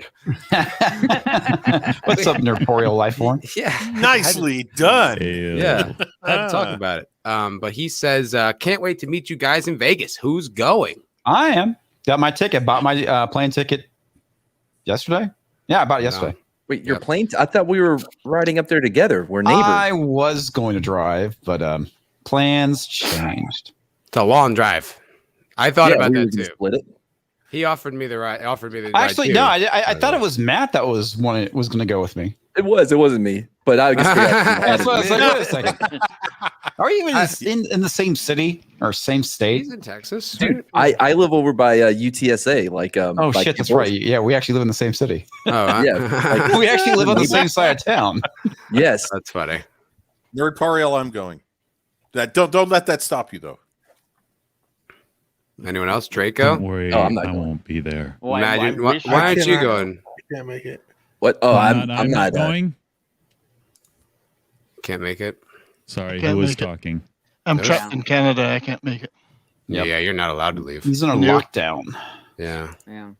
Even our lockdowns are lockdown. Yeah. Even our lockdowns are under lockdowns. That's right. Yeah. No, we'd be shot trying to cross the border. It'd be like the old East German, the Berlin Wall. You know. God, tell me about it. That's crazy. Yeah. It is a little nuts. LA too. I guess LA's going back to mask. I don't know if it's a lockdown, but heard it's full mask again. Yeah, because I knew that was coming. So there will be future get-togethers. I'm sure we'll manage to make those. Yeah. I don't know. Jed Wakedown and I'll have to just make you right nearby. Yeah, we're gonna have all the rejects on a stream, and we're gonna everybody do will a be giant stream. The reject talking stream. shit. Yeah. Just mad. Fucking shit about you lot because you're not listening. Yeah, exactly, jerks. Well, everyone's there just like, fuck Gary. Here's the 10 things I hate about Gary. He's never on time. Motherfucker always hits the wrong goddamn buttons. And Gary's standing there No, he's hitting listening the to right his buttons phone. now. That's pissing people off worse. Who's He's listening Gary? on his phone. Yeah. At Ace. Fuck Yeah, you. everybody that got left back that can't go like me and like a bunch of others were like, yeah, we can't go. This sucks. Who's Gary? Culture Casinos sent $2 super chat. Thank you, buddy. And he says he'll be in Vegas, so Culture's gonna go. Yeah, that's great. Don't There you forget, go. Islington Girl sent the sticker. She sent Oh, sticker. thank you, Islington Girl, and thank you, Vigilante, for the reminder. Yes. Stop rubbing it in talking about Vegas, will you? Still Just listening. rubbing it in. Listen, I gotta, the people want to Rubbing know. something. The people want to know. Oh, it's gone. Shit, it went too far. well, you do I hate have that. a lot of air. I do too. What were you trying to find? What was it? Islington Girl's super sticker. It's like it wouldn't show the sticker anyway. It would just show the chat. It's, But it doesn't show. No. no, but It if I doesn't show on the scroll back in YouTube. the chat, oh, not She even on pays you another YouTube. 99 cents. You could send it No, again. she could just. Oh no, I got it. It's an emoji face, a drooling emoji face, shocked.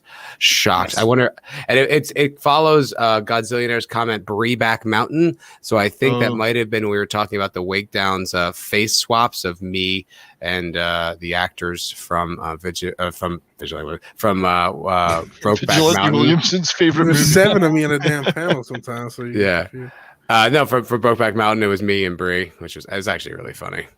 And I heard from a good source that Brokeback Mountain was the favorite movie of the troops in Iraq. I'm We watched it so many times. Yes. That was such a great story. That really That was. is a great story. That's so funny. It's one of the most memorable movies. I'll say that. Kept Let's them just warm in the cold nights in the desert. They're like, yeah. It's This so movie's hilarious gonna that you be had awesome. no prior context to that movie because it was like out here it was just billed as like, oh, it's the gay cowboy movie. Like everyone knew what it was. Cowboys would, South Park Yeah, did no, an yeah. episode. The gay cowboys would put an episode. So Yeah, we had they no were, idea. they it was were gay making fun Cowboys. of it. So funny. Yeah. We lost somebody. Oh, it's It wasn't. Did we lose Vidge? No. It looks like it. Yeah. What happened to Vidge? He decided to quit us. What's going on No. in the Carolinas? Oh, he said he'd step out for Tom.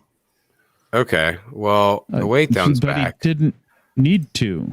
I Right. know Yeah. because we had a Lots the of weight space, down yeah. slot, but then the weight down came back, and now Vigilante's back. Now there's no slot for Tom. I just be here want to interject, Hey, by the guys. way. Oh, I'll go I'm only back gonna out. be here 'Cause for a minute.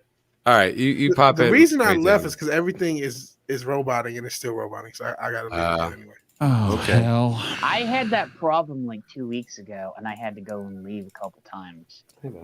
So Yeah, ever since I've been hardwired, it's been the best thing ever. Such a trend. I don't have yeah. to think about that anymore. It's amazing. well, I'm you like, can even get it when you're hardwired because I'm hardwired in too.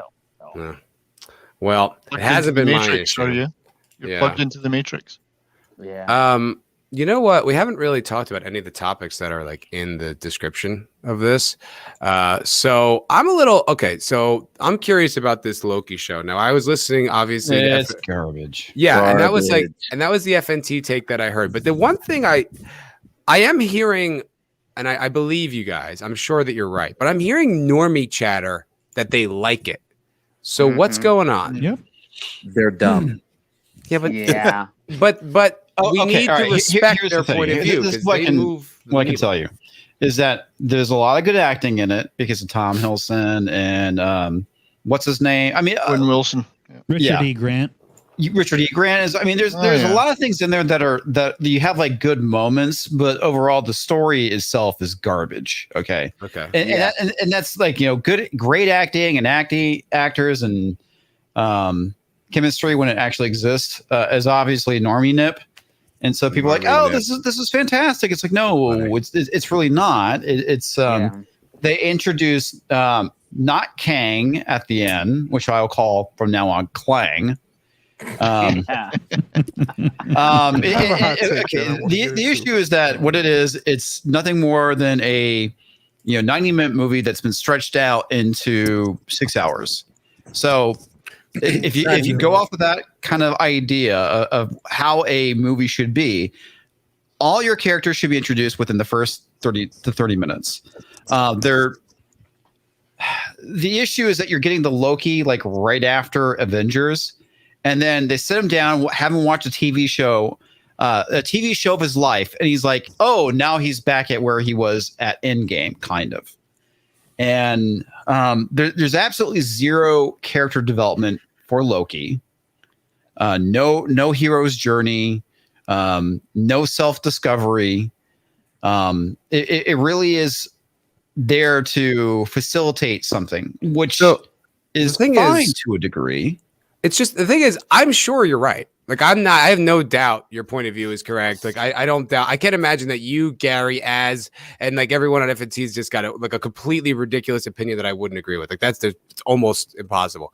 But it's like, what do the normies see? And that's what I'm talking about more than. So I didn't see jingling either. keys, in my opinion. What? But that's the thing. Jingling keys. Yeah. That's what they want sometimes. But I want to Like, know. I want to understand. It's not even that good. It makes so my problem with it is there's no grounding. There's no ground to it. Every time they tell you this is how something is, by the next episode, well, that wasn't really how it is. It continuously cuts itself from underneath itself. You know what I mean? Like you think it's going to be this, or they tell you, not that you think, but they tell you this is what it is. And then less than an episode later, they're like, well, actually, no, that's not right at all. Yeah. It's swerving to swerve. It's the worst of Vince Russo. and there's this forced romance between Loki and Loki, or male Loki and female Loki. And it's funny because a lot of people described it as being very much like the whole Raylo thing situation. And it's bad. It really is. But there's stuff in there that people like. Like I was so they at give it a work. pass, and it's a trash show. I believe you. Like, but I was at work and there was just this kid, and like the excitement of him like talking about this new show. Like, oh, have you seen it? And then like my friend's roommate was telling him with the same. Oh man, listen, I'm out of town, and you got to see this when I get back. And if you don't, I'll be mad. So there's some kind of buzz with normies, and I don't know why, and I want to understand why. I have a hot it's take. Because go ahead. Okay, I gotta say this hot take, or else I'll quit. Yeah. No, here's my hot take. And this is reflective on us. We want this, and not just this, because I didn't see this or Black Widow, but I've had this feeling ever since these properties were announced, as they've gone on, and kind of gauging our reaction to normies. And I'm not saying again, what like Matt said, I believe you. I'm sure it's terrible, but there's a want for this to fail more than it actually is. And we forget that normies. I disagree, dude. It's legit Fast bad. and the Furious, it can put a fucking car on the moon, and normies will go see it. So we're forgetting that normies, they just want to watch shit. Like they don't want to think that much. Just like sometimes I do. Just the same reason sports still exists. Normies just want to. Here's some Marvel. Yay! There's Marvel for 20 minutes, so I don't have to, or whatever it is at a time, so I don't have to think about real life. And they're happy with that. Look at how much like how if all right, look at the Disney Star Wars, right? Yeah, that's egregious. Hold on. But no, I I has think to be it's a good that point. level bad. If it's not, if it ain't The Last Jedi, normies don't care. They'll say, but this is Loki is that level of bad. That's the thing. I don't think does the normie know that love this shit. How does the normie know that if it's that bad? How do they know? But it's similar. It's similar in the sense, and I haven't seen it, but from what I've heard, is that it undoes the character of Loki, and it's similar. It does everything. Like the last 12 years of the MCU is what. Yes. So yeah, it really does.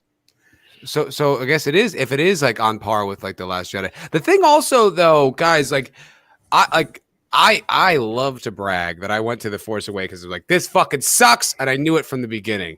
But a lot of people didn't. But even like in this community, even with this people who are like this group of people who are so like intuitive and tuned into this shit, it still took like a little while of like, that sucked, right? Like, why was that? Yeah. And everyone kind of dealing with it. Like, even like in like the memes, like the normie community, like they're just now getting to the point where they can be like, you know what? Yeah, I think we can collectively say all the new Star Wars sucked. And it's like, they're just getting there now. So it's like, I don't know if it takes more time or if they need to like hard for the common person to believe that big things suck, that popular things suck. And you have to like beat it into people's heads, and you don't really have the opportunity to do that. But when you put out shit repeatedly, then people slowly catch on. They'll start picking up on it. Yeah, but people are really slow. Why? There's also hypnosis too. That's another thing as well. Yes.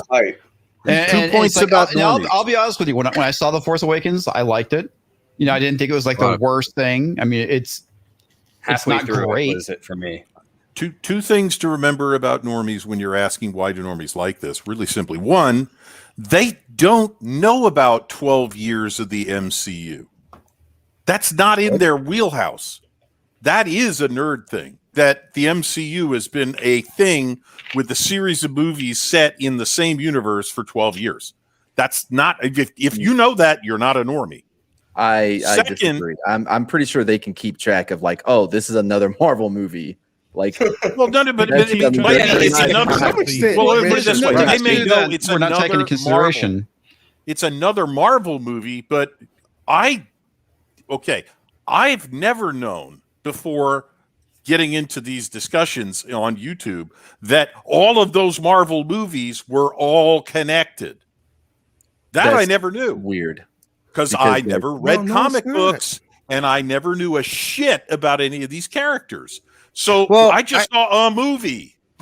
I'm kind of that's like one. And the other one, just the other one is this. Normies don't have this. No, Matt, what you're missing is he's not paying attention to the movies at all to know that.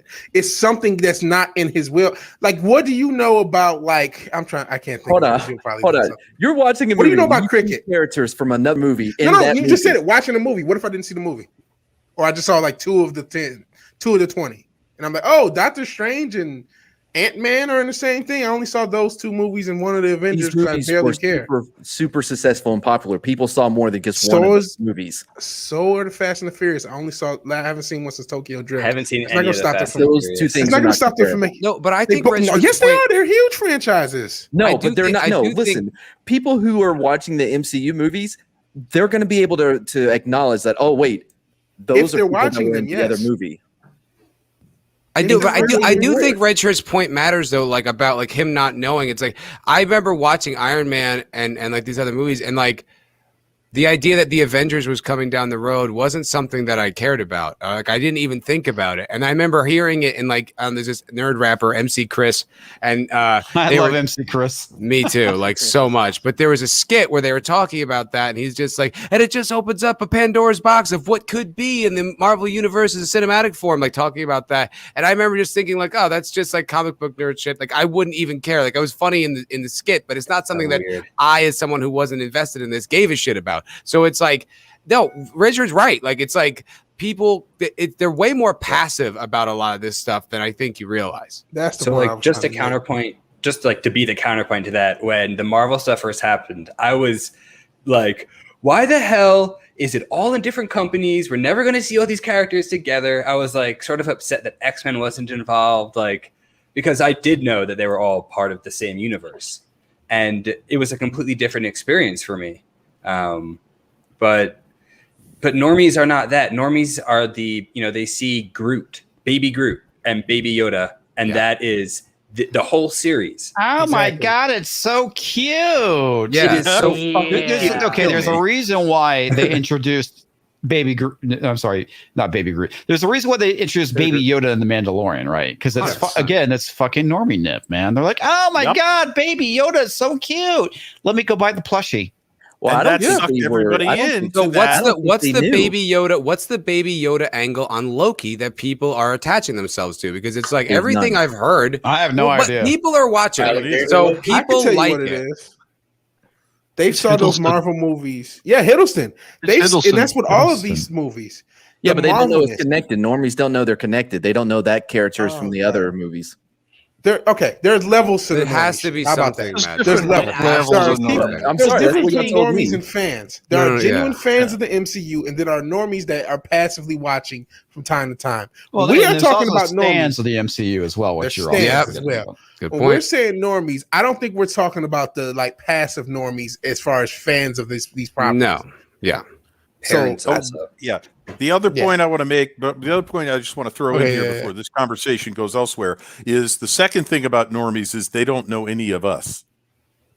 Sure, they don't talk like this. They don't get into these conversations. That's right. They don't have a friend who's like, I want to tear down, dissect, and tell you, and pull apart the last episode of Loki. And they're like, you what? That's what I mean. Fuck, screw that. Let's go to lunch.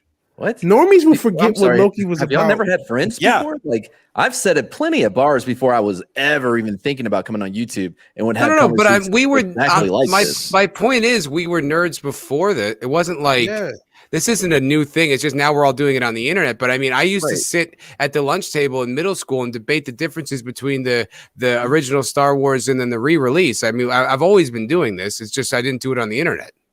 Yeah. Simpsons in 50 years, I have met precisely one person that reminds me of any of you guys. There's all sorts I've of never known flavors of anybody echo who was chambers. passionate about any of these. Remember, our circles are drawn in different ways. We all have our different groups, and we all have different groups that validate. Some of our circles are squares. Challenge us. Yeah. Mine is. So my girlfriend is as normie as it gets. She had no interest in the MCU until I came along, right? And she watches it because I watch it, but she's not into it. But she fucking hated Loki with a passion. Hated it. She's probably What did she think? Why? What did she hate about it? But what did she hate? I'm curious. What did she hate about it? Because it made no goddamn sense. There was no ground to it. Everything that they tell you, they just take away. It sucked. It was boring. Here, hold on. I think she texted me something about this because she's probably listening in. We finally got Tom in. We finally got Tom. Right, Thank you, Tom. Tom has come back. Finally. He said, Return of Tom. Started at episode 2. It was unredeemable. The age of the judge and Loki getting defeated by any normal human is dumb. Baby Yoda did not save season 2 of Mandalorian. No. And she's as normie as they get. So I want to go back to something. Stuff, though. Yeah, I'd like I don't know. Go back to something comics said, which was about there was no character development. I think it's more than that. I think it's the fact that there's character development. That they took Loki's character and they've destroyed it. Yeah, well, absolutely they did. Yeah, it's not just there was no progress for his character; it went totally backwards. Well, In Tom, fact, he's a different person. He's not Loki. see, but Whoever this is still kind of not the conversation. Like, it's like I appreciate everybody's like insight on this stuff, and it's like, you know, of course, like I'm sure you've got great points. I didn't even really watch. I didn't even watch Critical Drinkers video on the matter because I'm like, yeah, I'm sure it's terrible. But Tom, what we've been talking about is kind of like I have this impression that I feel like this show is more popular than it deserves, like as far as like the quality. And I wonder, like, I feel like there's some intangible or there's something about the nature of the show that people are gravitating towards, despite the fact that it does suck and destroy characters. And I'm curious, like, do you have any thoughts on what that might be? Alligator Loki, maybe? I don't know. I didn't watch the fucking show. Oh, there you go. Okay. Alligator Loki is and your not baby only Yoda. that, I think y'all are right about like it's him. He is one of those guys that chicks fucking love. He is that shit. Well, not just that, he's that dark Except for emo Mad type Mardigan's guy. girlfriend. You know what I mean? Yeah, no shit, right? Yeah, he's that dark emo type guy. You know what I mean? Like no. I wouldn't say dark emo, but dark and brooding. Yes. Yeah, whatever you want to call it. Yeah, Not in this. He's whiny. Those vampire chicks he's are all whiny after him and and shit. simpy. He's a fucking simp in the show. It pisses me off. Well, you know what? It's like it's cognitive dissonance, man. It's like I'm not trying to toot my own fucking horn here, but like in the you're tooting it, buddy. I am, but in the He most toots recent it all the season, time. the most recent season of the Expanse, you know, it was like me and Draco and Jake D was there. We did a follow-up stream on like episode 7, and I was like, in my head, I'm like, this is the first. They went they went woke. Like I could tell, like it did, but not everyone saw that yet. Like it's still like it didn't even. A lot of people were like, no, I don't think so. It's not. We're not there yet. It's like I feel like sometimes people, it's like you have this preconceived notion of the character of Loki, and you're like, yeah, it's still Loki. And it's like it's not though. Like they changed a lot of things, but you're like, no, I'm still so attached to this thing. I don't want to see that it has changed. Sometimes you're writing in your head and trying to make it make sense. And again, normies just want to see what they want to see. Like I think with all of these Marvel shows, well, they're also the uninitiated, and they don't see what we see. Well, I think that there's definitely still the connection here. We've already drawn the connection to that. It's not just normies. Sometimes the normies cross over into a sense of fandom, and once they've crossed over into a sense of fandom, I think there's a certain idea of they don't want that fandom broken. Yes, they believe that they've gotten there, and they don't want that fandom broken. And a normie has no fallback. They have no cushion of the rest of the rest of the world. It's like that Matrix quote from Morpheus. It's like some people are so enamored with the system or whatever that they'll fight to protect it, even if it's contrary to their own health. That's a good point. Because they're not true fans. They're like not fake fans. Not they're even fan fans. It's their fandom is thin. Yes, their fandom is thin, but they will still fight for it. They're victims of the bullshit. You know what I mean? Like they're just the most susceptible to it. Yeah, and they haven't seen a Marvel movie for 2 years, and so we're getting Marvel at home. This is new. This is Marvel directly at home. This is like a new thing. I don't have to go to the theater to see it. Let me look up one more column. Oh, there's all the Marvel movies, but I haven't seen one in 2 years. What are you talking about?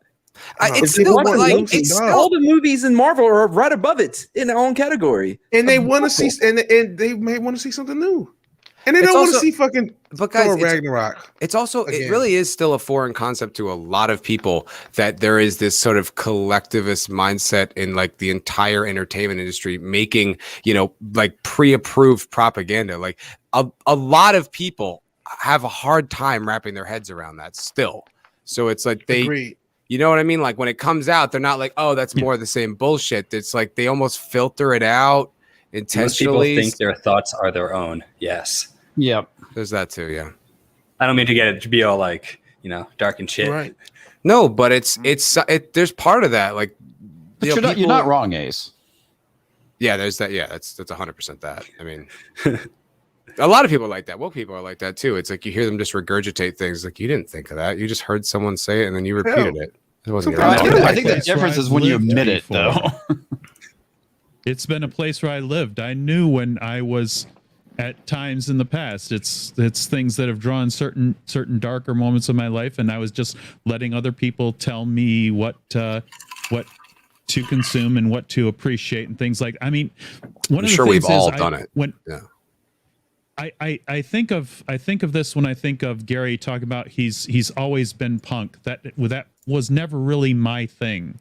That I was willing to go along and get along and do all those things and appreciate the general consensus when there didn't seem to be a problem with it. I only challenged things when I thought that doesn't sound like the proper way to go, which was uncommon for me.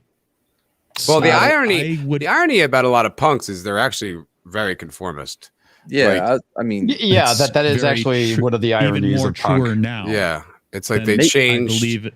They just switched. They created a new group where you had to conform to the new norms and mores. But it was it's not ironic because they always were looking for validation. I mean, we're not looking for a large validation. group, I mean, but like some of them weren't. I'm not A fucking lot up. of them were. Yes. Maybe it's because I've been a Cowboys fan. validation. Maybe it's because I've been a Cowboys fan for 30 fucking years and watched them lose over and over and over again. That I don't conform because I still root for these assholes every season. That's a hell of a bait and switch. 30 years, you get to see them they start off, they're great, and then nothing. At least the Lions were always shitty. They never teased me. I remember being a Time kid. I won Super Bowl was in the 90s. So I remember being a kid, at the Super Bowl parties because they were nearby and they just kept losing. Yeah, maybe next year. Sentient Dildo says Draco was more of a taxes are cool type of guy. Fuck no. Taxes have always been. You definitely have No, I that. don't think so. No, Dildo, I don't think so. You definitely have that fill out the form correctly look to you. You know what I mean? Actually, you got to use form 78-64. I also think like a truly rebellious, individualistic mentality takes time to evolve. I don't think it's you can have the seeds of it, but I think to really let that tree grow, it takes time and failure and mistakes, and also at times going along with things. Amount of wisdom. Yeah, going along with things and realizing that that was the wrong thing to agree with. I went down this path. I was probably I'm too old to be woke, but probably I was what would have been woke in the early 2000s. You know what I mean? I was in college and, man, it's really just about, all this bullshit.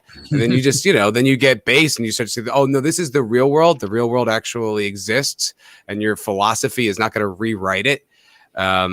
So, it takes time to develop. Well, I think that's anybody that's young in college and idealistic, right? Is that, especially when you want to, you see a lot of injustice in the world and you want to make a difference and whatnot. That's where I think a lot of this wokeness has kind of evolved from, is that, I want to make a difference. I want to make the world a better place. Well, how do you do that? Well, suddenly, and you're still imprintable with a certain lack of wisdom, so you're still looking for people to give you direction. And you have those philosophies that were developed back in the 60s and 70s around whiteness and privilege and whatnot. And, the stuff it cropped up in the 90s. That's the big thing. So there was wokeness that happened in the 90s. The reason why nobody talked about it is because everybody pointed at them and laughed. Well, I wouldn't go that far because it definitely affected culture. There's a great, so one of my favorite songs of all time is one of the most punk songs because it's right there and hiding in plain sight, but it's a super punk song. Is the song Hook by Blues Traveler. Oh, love that. Like that, the lyrics of that song are so like basically he's like, I'm lying to you, and the only reason you're listening to this is because it's well constructed. It's all about the hook, and you don't even care. As long as I sing with inflection, you're gonna like this. Yep. And it's true. It took me like 20-something years to realize how punk that song was. But one of the things he said when he starts in the second half, where he kind of doing like that little rap thing or whatever, like he says something about how the industry is so PC, it's killing me. Like that. Well, yeah, the industry like that definitely is for sure. Yeah. So but it affected things, and it was like an MTV, and like it did have a thing. I think the difference is it didn't have social media to unify it. I think it didn't have social media, but even back then, like Saturday Night Live made fun of this shit. Right. I mean, there was a sketch but they where, couldn't get canceled back then. Well, so that's the difference. Well, the other thing too is that you had entertainment on the side. Remember, the movies like PCU. People in entertainment would agree with a lot of they're not like not everyone. Yes and no, because remember PCU came out in the 90s, which was definitely criticizing that's what I the mean. woke culture of the time, which was political correctness. It's just that now they all have a fucking gun to their head. Like now there's a social media gun to their head that if like you don't go along with it, like they come after you and it could affect your whole career. So a lot of people. The thing is, back then they would have said, "You shut the fuck up." Where now, for whatever reason, because there's consequences now, people start buying into this shit. You can lose everything. I really think that's the big difference. You're right though, but the easiest way for this shit to stop is companies saying shut up and go away. Yeah, but good luck having a corporation who's like relying on advertisers to do that. Yeah, that's what it is. And that's another thing, the fact that so much is so corporate. I mean, obviously a lot of entertainment has always been corporate. In order to produce entertainment takes a lot of money. But there's something about the current corporate mentality. It's just really like, hey, let's make a more woke. It's the path. It's the path of least resistance. That's what it is. Because I mean, when they produce something terrible, like that's all woke and propaganda, we'll get on here and we'll talk about it. But we're not going to create a hashtag and a campaign and rally all the troops to like, get rid of this person. You know what I mean? But they will. If you do something. I guess the question is, why aren't we doing it? If it's acceptable for them to do it, why aren't we doing it? It just doesn't feel. I mean, I don't know. Like, I don't. That's not the world I want to live in. Like, I don't want. No, I agree with you, but it's we didn't make the rules, man. And I agree, man. I think it's lame. It's terrible. It's bad. But these are the rules that are these are the rules the game have been set up. And the issue is we're not going to play this game. Well, that's why we're getting stopped. They're not even playing by their own rules, though. Because the thing is, like, they're not even playing by their own rules. Because it's like everyone hates Brie Larson and Captain Marvel, like obviously with the exception of me. But I mean, like everyone hates that shit. Like everybody. So I know people who love it. Okay, but enough people that should equal the amount of fervor that any other like leftist cause had enough haters that it didn't do shit. Like it's more than that. Like it's more the social re-engineering thing. Like there's more the people who are moving these levers are on board with changing the bullshit. Like they that's what they want. Well, I mean, the difference to me, at least for now, and I'm with comics, I think if they want to set the rules, we might as well play by the rules rather than what we want the rules to be, because that's the way they view reality. They want to pretend that reality is the way they want it to be. The example I'd give is what happened when Gillette came out with that absolutely horrendous ad. I've never bought Gillette again since. Right. Well, it cost them something. I thought I heard like their revenues dropped something like $8 billion. Yeah, they lost a lot of money. That's not cancel culture. That's not purchase. But the point is that we don't cancel. We just boycott. We ignore. So all of the people who did not like Brie Larson in Captain Marvel didn't go see it. If they saw a review and they saw the trailer and they went, "Oh God, that's awful. I'm not going to see that." They didn't buy a ticket. They didn't go see it. So it didn't do as well. Now, yet we're told Captain Marvel was $1 billion movie. I don't think there's a snowball's chance in hell that movie was $1 billion. We all know that's a lie. Right. And there's a transition there. We can talk about Black Widow. I really want to know, Tom, when I talked about Black Widow on my channel, I got nothing but comments saying the numbers aren't real, the numbers aren't real, the numbers aren't real. What say you about that $200 million opening weekend of Black Widow? Real or fake? The funny thing about it is this, and I didn't get in on a conversation earlier on FNT, so I don't know if you guys watched it, but I had a few points I wanted to bring in there, but Ryan made a few of them for me anyway, which is strange because I normally don't agree with Ryan, but every once in a while we do. And I probably agree with where Ryan's really coming from. It's just that he always articulates it in the most exaggerated way. We're like, all right. Like, let's Ryan ways. Let's put aside how you may feel about the movie first and foremost, right? Yes. Okay. Just looking at it from an angle of there was a lot of accusations flying around Captain Marvel, but not a ton of proof in a sense that we could nail anybody with anything or anybody could really come up with a good explanation as to why Disney would even do something like that outside of trying to save face of some type. But when it comes to the money matters, it just didn't make no sense.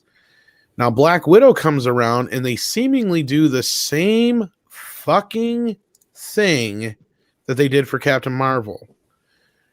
Here's the difference, though. They didn't have to. They basically probably drove off $20 million worth of box office with a bunch of the bullshit that they had in the last 2 weeks about how this movie was going to scare off all the men. And when you do that shit, that is not going to help your box office. Then the fact that they made $80 million and it's the biggest post-pandemic opening thus far, that's nothing to sneeze at.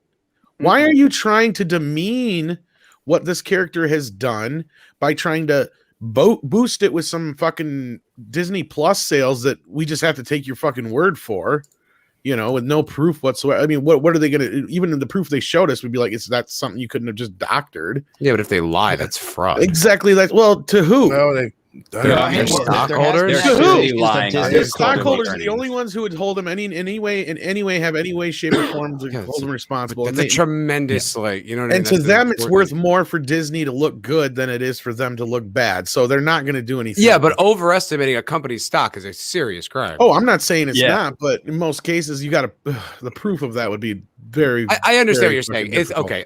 Let's say right. So my point is dubious at best. The fact that they have a Captain Marvel movie that was out when this movie should have been out, flip-flopped, right? This movie would have made just as much money as Captain Marvel then. We all know that. Maybe even more. Possibly more. Probably more. I would say more. Yeah. Because the fact that they're Marvel doing this, to me, it's a detriment to the movie.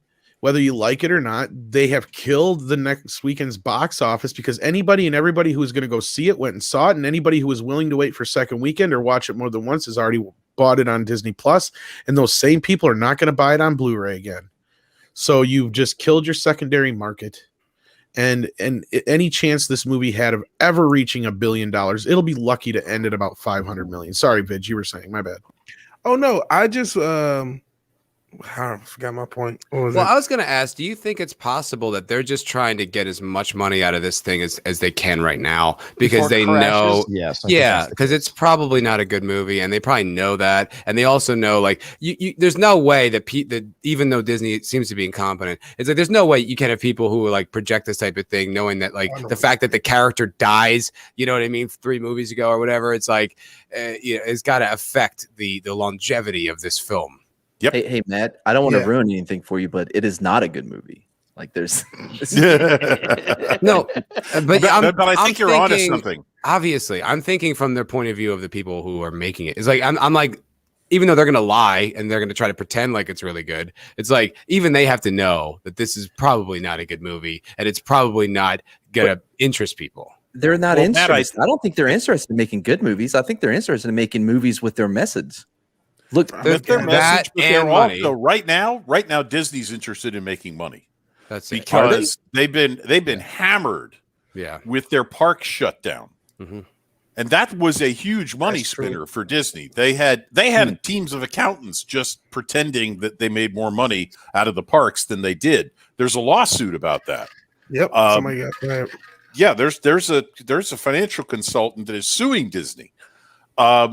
Because she got fired when she tried to blow the whistle to the senior management. She did not antivirus herself, by the way. Go ahead. No, she didn't. But the bottom line, but her husband did. Did he? But bottom line is, I'm of the opinion. I've been saying this for months. Disney is papering over has got to be papering over some serious money problems, and right now they have a movie they finally managed to release. They are going to milk it for all it's worth. And even though, yes, it features a character that died in a movie 3 years ago or Some whatever. dead bitch. And in the marketing, they said Marvel is back. It was all about the damn brand. And I remember my point. And it's kind of a piggyback off that. So, like, what tells me there was something funky about Captain Marvel? I can't see the numbers. I know they got crazy accounting shit. It's Disney accounting. It is the actions afterwards. They changed the sequel to the Marvels. I've heard rumors that maybe Brie Larson won't be in it. I don't believe that. I think Queen Brie will prevail. But just the fact that they changed the from Captain Marvel 2 to the Marvels tells me they're kind of trying to downgrade her because it wasn't enough interest and make something new from it. I haven't heard anything about her not being in it, but I have heard that she's being like backseated, like she's taking a back seat to Miss Marvel. Yep. And the other one, whatever her name was, Binary. Binary. And if this is the actor, name. if this is the actor and the character that gave you $1 billion movie, and you're now going to backseat her with 2 co-stars. Yeah, you'd be falling over yourself to have a sequel out by now. Which one of these things does not make sense? Because they can't both make sense at the same time. But also remember, one of them has not been in anything yet, right? Miss Marvel hasn't been in anything, and the other one was a side character in a TV show. Those two, you're going to put in front of a character that is $1 billion. Come on. Really? I found something earlier today, and I was lucky I still had the link. I put it in private chat. Yeah, I'm looking at it now. Disney is moving a ton of employees from California to Florida. Yeah. So that's interesting. that's telling right there. Yeah, Is that's it very possible telling. they'll close down that California part completely in the future? I don't think they're going to close it down, but I think that maybe they'll do a lot more of their movie production and TV show production in Florida because they're open. Yeah. When's that coming out? Suicide Squad. So Suicide Squad, I have no idea. I don't know about that. Only because the amount of people that go into making a movie is until you see it, you can't believe how many fucking people are on a set. It's hundreds, and they're talking thousands. Day in and day out. So are you going to relocate all the grips and catering people and lighting people and camera ops and like prop people? You're going to move all that to Florida? Potentially.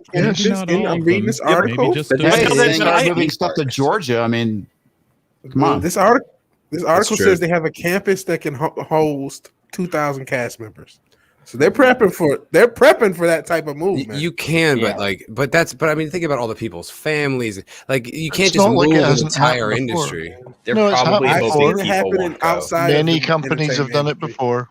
I literally have. I have seen that personally happen with a major company with a family member, where they relocated everything to a tax haven, or not tax haven, but tax. It's possible, but the thing about Hollywood that's unique to every other industry is that you don't just hire a grip. Everybody who works in that industry, like you have to do it. You have to pay all this penance to get in, even like on the crew side. So it's like you have to earn your place. It's like the mob or like a gang. You have to like really get in there. So you do. So they're not just going to open You this. used to just hire a writer either, or you didn't used to just hire a director, but you do that now. But let me I want to point out from the article. According to a letter to cast members, credit to Theme Park Insider, most of the Disney Parks Experiences and Products Division management will be making a move from Los Angeles to Florida. It's the Parks Division of Disney is moving from LA to Florida because the parks are open in Florida. Orlando is bigger than, Disney World is bigger than Disneyland.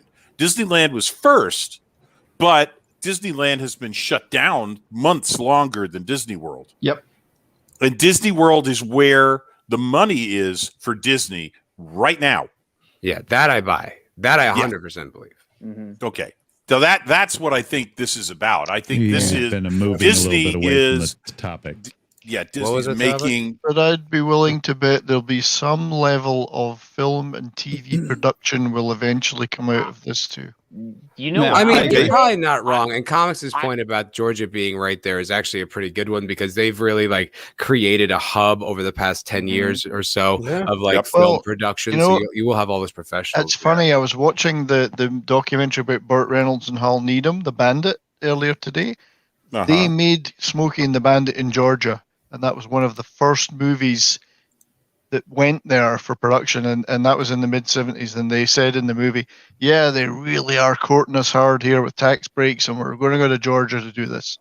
So that actually can make I didn't know it went way back to that time that Georgia was starting that.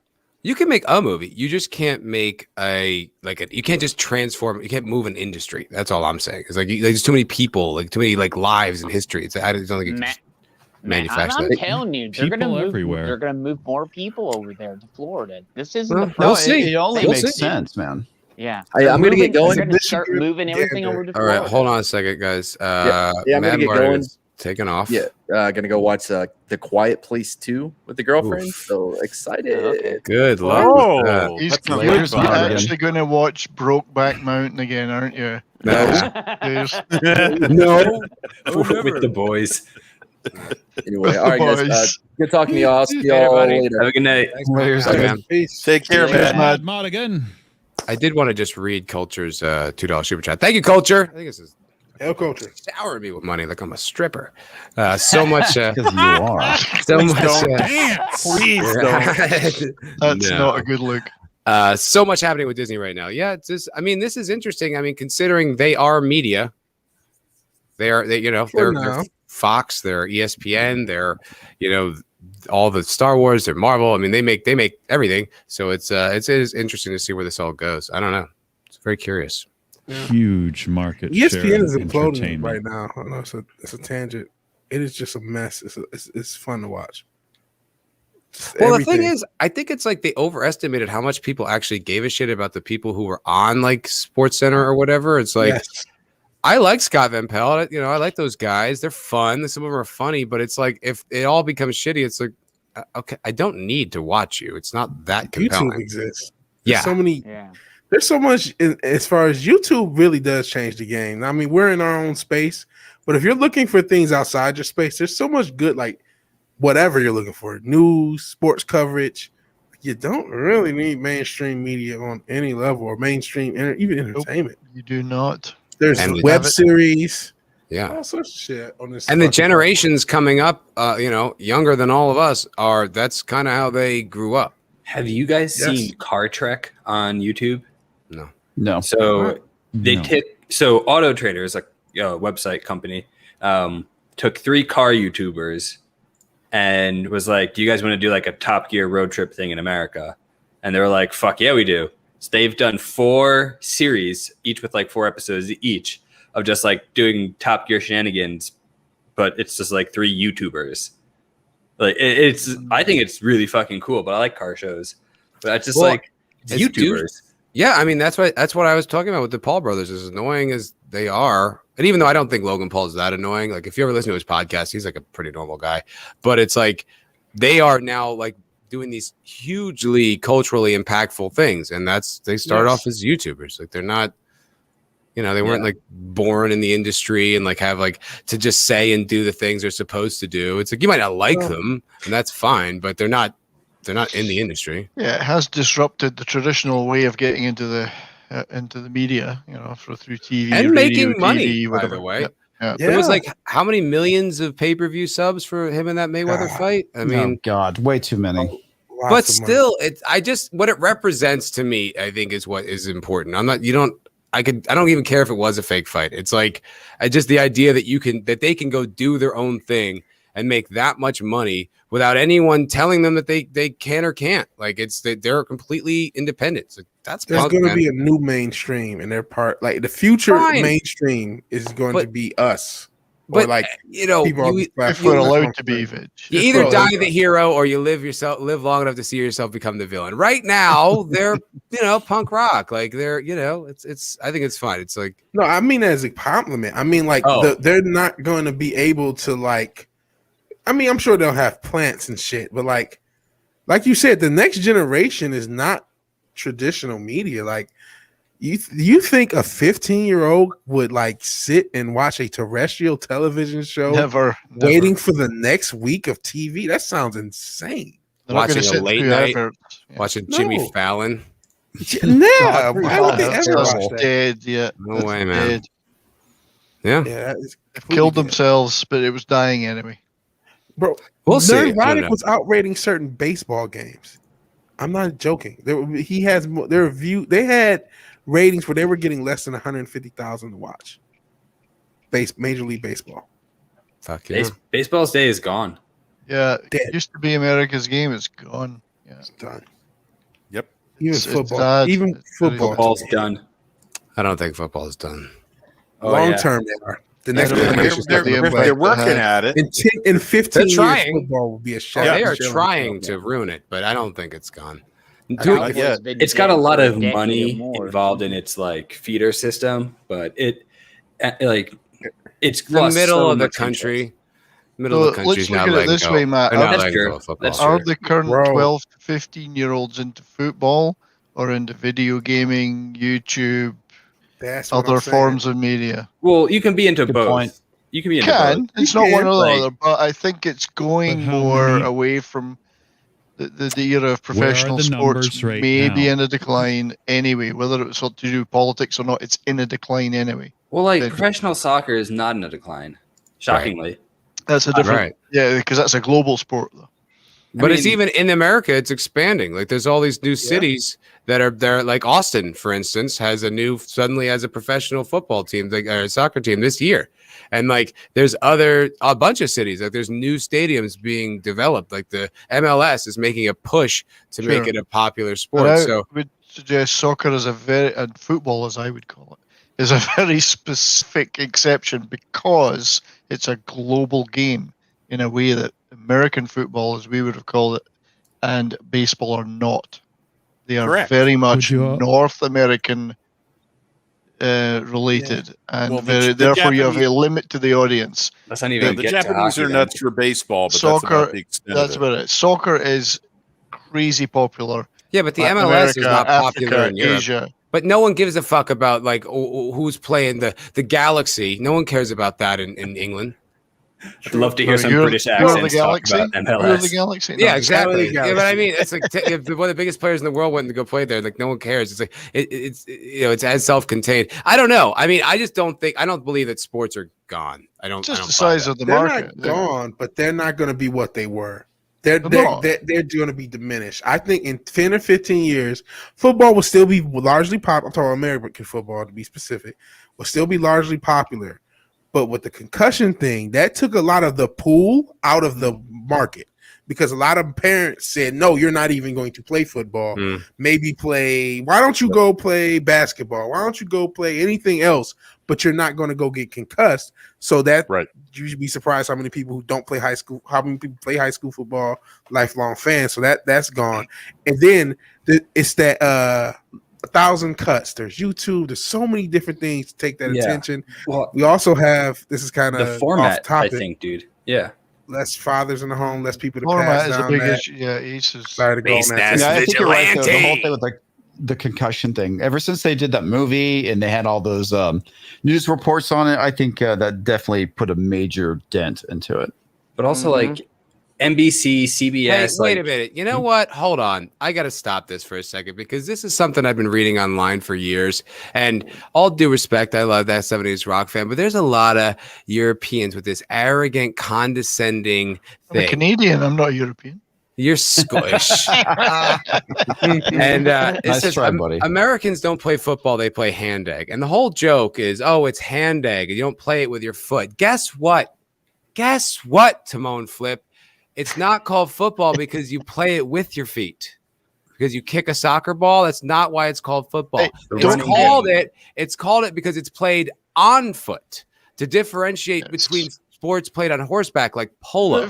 American football is just a perverted form of rugby. That's all. I mean, I thought the ball was a foot. with this rugby is perverted enough. Why would you call it football? You don't even play it with your feet. Well, you don't call soccer football because of that either. What, Take that. I grew up watching soccer, but I can't stand it now because you breathe on a player and they fall over like they've been shot. You know, they're just a bunch of crybaby wimps. So I thought that was part of the entertainment value of a soccer game. It's like watching an action movie with stuntmen falling over. No, I don't love it anymore. But all I'm trying to say is the market is just bigger, and the market for let's take American football or football, as you colonial people would call it. Football. I find that term offensive. I prefer colonists. I prefer colonists. It's got a finite market anyway, and I don't think they're able to grow that market, and they've done their level best to diminish it in the last few years. And why would it have a finite market? I mean, the population of this country is sinking. So but no, but that's the limit to that population, and only so many people in that population are going to spend money on that product. You can't. They've tried to grow it internationally again and again and again with very little success. You're talking a market of 350 million as opposed to a market of 8 billion. $1 billion. It's a different scale, and they've done very well up to now. But I think they've diminished that market they're operating in for various reasons. Some are cultural, some are just it's had its time, some are political. I think that market is shrinking, or that market share that they have as an entertainment product is shrinking within North America. Vigilante, what do you think? Because I know we've talked about football, and we still have actually. It's come up every once in a while, and I find myself like I can be interested in it. Like if I'm at a bar and the games are on, like I can still find the excitement, like that kind of residual excitement. I don't seek it out as much as I used to, but I can still get involved if I want. But why do you think it's diminished over time? American sports, and actually 70s really hit on it. If you talk about personal, that what he said about the way the game is called has translated to football and basketball. With football, it's particularly egregious but again, I said the concussions thing. So it's what are you going to do? You're going to make it a little safer. You're going to call a little bit more penalties. You're going to do whatever you can to try to protect the players. Understandable and actually admirable, but it leads to trying to make a safer cigarette. And it to me, before the wokeness started, you start to see the quality of play start to diminish. Man, I do want the Lions to win the Super Bowl, but the Super Bowl is the lowest rating one since the third one overall. It's been like 50 plus of them. So that's pretty bad. I mean, that's saying something because I typically I'd be like, yeah, it's Tampa. Who cares? But it's like, it's not Tampa. It's Tom Brady. Yeah. And Patrick Mahomes. And that was the lowest. Literally the two biggest stars in the league. Yeah, I mean, it's very possible you could chalk this up to being an anomaly year, though, because of just, I mean, how many fucking pandemics have we had? True, that's a fair point. It's a fair comment. Recently, I don't know. Spanish flu. Like football and baseball are both games that stop. Like they have a ton of stop time, whereas like soccer, they don't stop the whistle.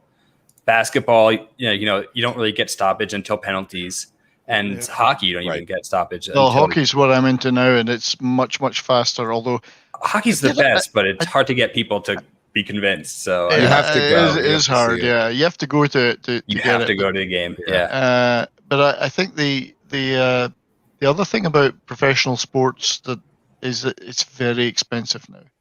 It's a lot of money to go to a game. Whether it be baseball, you can get some baseball. Point. Baseball, you can get some good deals on. I mean, you're going to get some Oakland tickets pretty cheap. I can assure you of that. Is there any particular reason why you're going to get Oakland tickets cheap? I just mentioned that at random, but no. But you know what? You touch on something. That sounds oddly specific. But just joking. I'm sorry, anybody in Oakland. I'm very sorry I said that. But I got some really cheap tickets for those games. No, but that's why I've been able to go to, like when I was in New Jersey, I went to Devils games all the time because you could get in for $20. Sure, and that's actually that was overpaid. But that's why I wanted to point. Yeah, for the Devils. Yeah, but I wanted to point out, Rafa, it's like that's actually a really good point because I think that may be the difference why the longevity could be affected, because sports used to be a very working class activity. That's right. Yes. You know, Yes, like my yes. dad.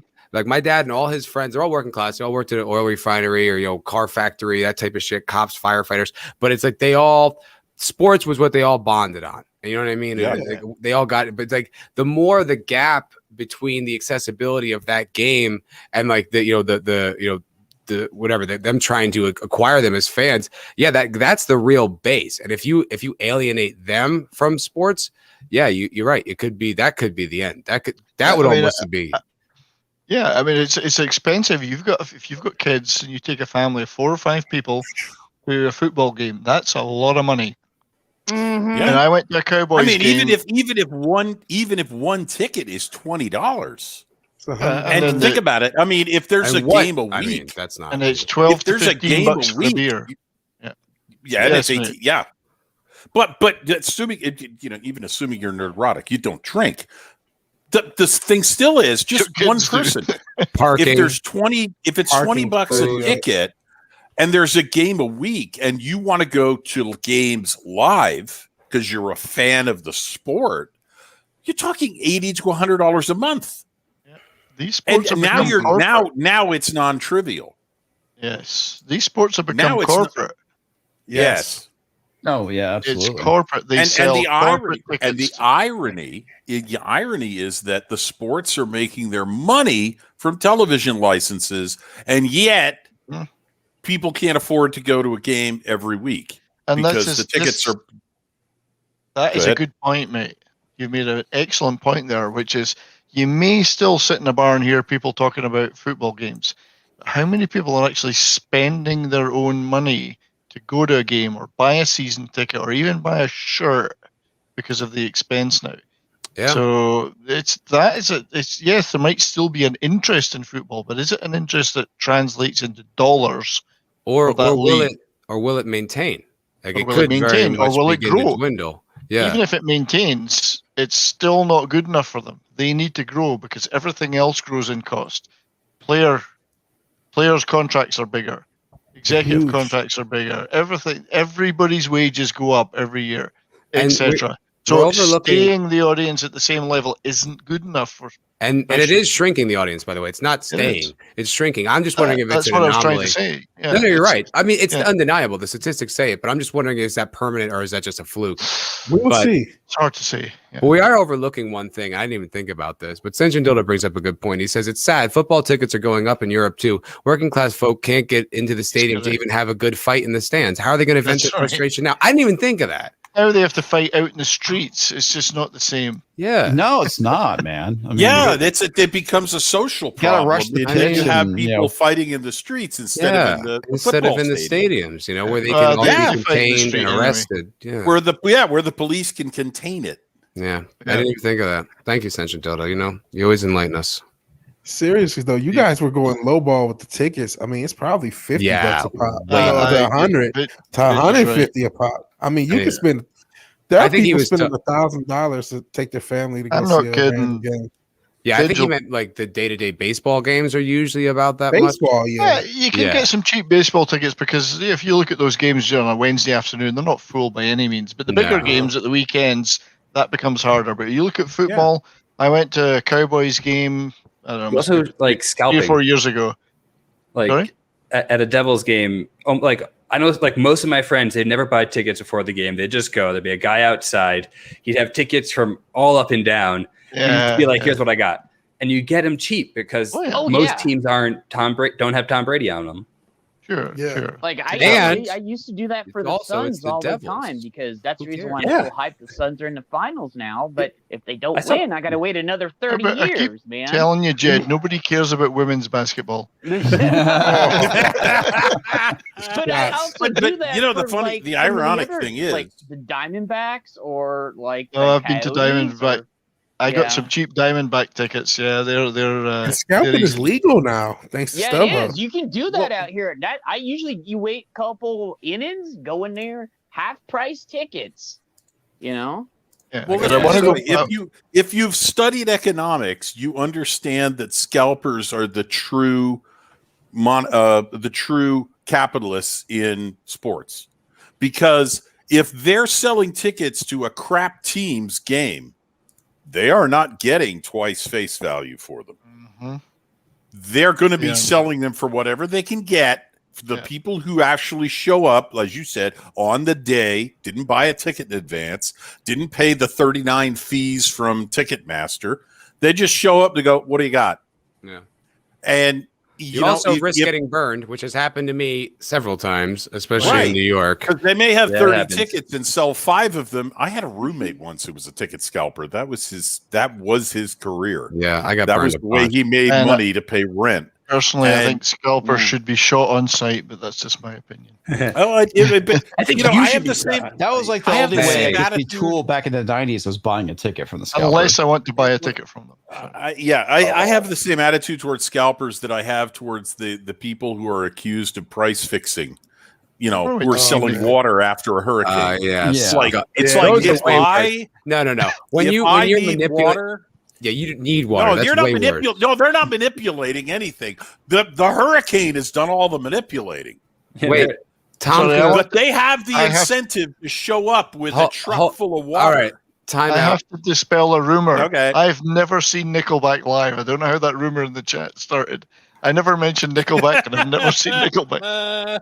All right. Well, I want to put a pin in the sports conversation, mostly because Tom says he's going to leave soon, and I don't want to lose Tom without getting something good out of him. Shut up. One of the topics I wanted to is in the description, and I wanted to talk about was the Tomorrow War. Tom, have you seen it? I did. I didn't hate it. I enjoyed it. I didn't even have a lot of the gripes some other people did with it, but yeah, I mean, it could have been worse. It reminded me a lot of whatever that one was with Tom Cruise and Edge of Tomorrow. And I mean, could have been worse. I thought it was kind of funny that like we brought up earlier Friday Night Tights, that a bunch of kids had to go to the past for us adults to get an answer and fix this shit for them. But that was probably my favorite part of the movie, actually. Mom, Dad, can you help us in the future? We broke Earth and we need. So there are aliens, Mom, Dad. Yeah. Hey, millennials ruin everything. They had to figure everything out. Know, right? Zoomers. Damn Zoomers ruin everything. Wait, Tom, do you think it was woke or not? Oh no, not at all. Not really, no. Okay. I mean, there was a little bit of the whole daughter having the answers for everything, but her dad still had to save her ass, really, in the end, if you think about it. So it was Yvonne Strahovski, so I'm willing to give her that credit. Yeah. And I mean, again, if we jump on that every single time, then we are truly seeing ghosts. But I mean, it felt a little representative. Like it felt like there was just certain crowd shots. Just certain crowd shots. You're like, huh. I mean, it doesn't matter, but you had your obligatory black friend. You had the hardcore black guy. You had a couple of chicks here and there. But the global warming messages. If it was woke, though, none of the black men would have been threatening. That one black dude was completely threatening. So it felt like a concession more than anything. It didn't drive the narrative at all. It wasn't. It wasn't important. Like, I mean, the wokeness. Like, there was like no politics. That part. Like, I didn't really. It didn't stand out to me so much. I mean, I feel like this was a test because it was very much like a B movie, but like that's not a bad movie. It's just like not it's not gonna make millions of dollars at theaters. I love B. It was the number 1 streaming movie in America according to Amazon. I don't know if that's true. I believe that. I don't know how. I don't know. What does Amazon and Netflix share their numbers? I don't know how. No, exactly. I believe it for Amazon. But like, it had enough wokeness and enough of like normal stuff and enough jokes about wokeness. This is interesting to hear from Ace Mr. Freeze. Please. Like normally I wouldn't care, but I think it just had enough of everything that it works. Where it's like it had its woke movements, but also just had like its regular like funny humor. Are they really woke though? That's the thing. That's kind of woke about it. Yeah, like I mean, just because that's one thing we need to avoid right off the bat is we definitely got to try to remember that just because there's representation, that does not equal woke. Yeah, there's a big difference. I agree. and it depends on how it was handled. Now, yeah, I mean, I didn't mention representation. Didn't rub your face in it. But at the same time, that's where a lot of people like. I mean, I saw it with Bill and Ted and a few other things too, is where everybody just keyed. It's like I didn't see it. Yeah, like, but no, you're right. It's one of those things though. We really need to stand back and go, was it really woke just because ABC, or is there ABC there to make it woke? The only thing that stuck out to me as potentially woke, but I kind of wrote it off, but it was like the fact that his daughter was like the admiral or whatever, the commander, was a little like, but it's set up pretty well because that was why it worked. But it was like it gave me pause, and I'm like, oh, so the most powerful leader in this military future is a woman. It's like, okay. But it happens to be the daughter of the and all the ladies who get sent back, and they're like honestly, clearly all in charge. The fact that it was his daughter is what made sense to me. I was like, oh, okay, like that makes sense from a narrative point of view. He planted the seed originally, yeah. That doesn't bother me. I mean, if you want to talk about the movie, if you want to talk the movie itself, I have more to bitch about the movie itself than any of that kind of crap. Like my feeling was, if you needed to either make this a mini series because this feels like 3 different movies in one. It is 3 different movies in one. You should have started at the end. And they started with the best one, yeah. Yeah, and well, the end I actually thought was good, but it's like you need to start. They should have started with the end first, and then set it back up to where we see the course of events and how they led up to that point, because it would have, I think, built the movie up a bit more. That would have been interesting. I agree, Tom. I liked the end. I liked the stuff in the snow. It's not just that, but I feel like it could have been this loop around thing where you kind of have like an idea where it's like been done before. Because you kind of keep. Well, you're right. That's the thing when it comes to these time travel stories and all that kind of stuff. Well, not even that. Like the whole snow scene was basically like the end of one of those alien movies where it's like they did the pyramid. Oh, you're talking about aesthetics, but like what I was going to say is you get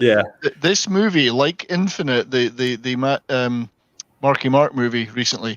My wife and I watched Tomorrow War, and we said that's like Alien, that's like Edge of Tomorrow, that's like Mad Max, that's like Waterworld. We found bits in it that just reminded us of other movies. That's exactly how I felt, which honestly didn't bother me because it was more it was fine. Yeah. It's kind of like Tarantino, where it's like he takes all these different things. My issue was this: it starts off, and I was shocked at how honestly compelling I found the first like 45 minutes of that movie. I thought the story progression was really articulate. I thought like all the plot move, the dialogue made sense. Like even if you scrutinize it, it kind of starts to fall apart. But as it was presented, I was like, I like this. Like I really dug it. My biggest issue was like it goes up. That's where it starts, up here. Then the second act is this whole thing with him and his daughter developing this toxin, which is like, all right, but it really lowered the stakes. Like, even though, yes, everything's hinging on this, it's like a second ago, they didn't even know if they were going to make it down the street without dying. Like, it was so intense and high injury. It's like, okay, so we shift tone. Then to me, like, the least interesting part was them going back to the present, and they couldn't convince anyone to help them. It's like, why? The entire world has just agreed upon this draft where they're just throwing millions of people into the future and they're dying, and one politician's like, I can't do that, and that was their only option. There was no way. It's like, wait a minute, you guys came back with the solution to avoid this war forever, and they're like, nothing we can do. It's like, why? What are you fucking talking about? We've committed on a global level to fighting this war, and now it's just up to this scrappy band of misfits. We're not even going to give them plucky band like a gas budget to get to Russia. Made no sense. And then also they just get to Russia. I don't know where that landing strip was, and I don't know where they put all those snowmobiles. Somehow they were, I guess, just on that little prop plane. That was all. I was like, all right, whatever. I'm not even going to get into that. Well, in old time Hollywood speak, that would be, we're just going to put the movie on right here. Yeah, we're going to do the show right here. Yeah, here we go. But my biggest issue was the toxin that they spent the entire second act like developing almost played no issue. It didn't even really impact the story. Like it seemed that C4 blowing up the ship was as effective as going from pod to pod squeezing the toxin in. It's like, so then that didn't matter. So why did we do that? We could have nuked it. Just could have nuked it, yeah. Also, they could have sent nuke. Like you could have. Only way to be there sure. were a lot of plot holes.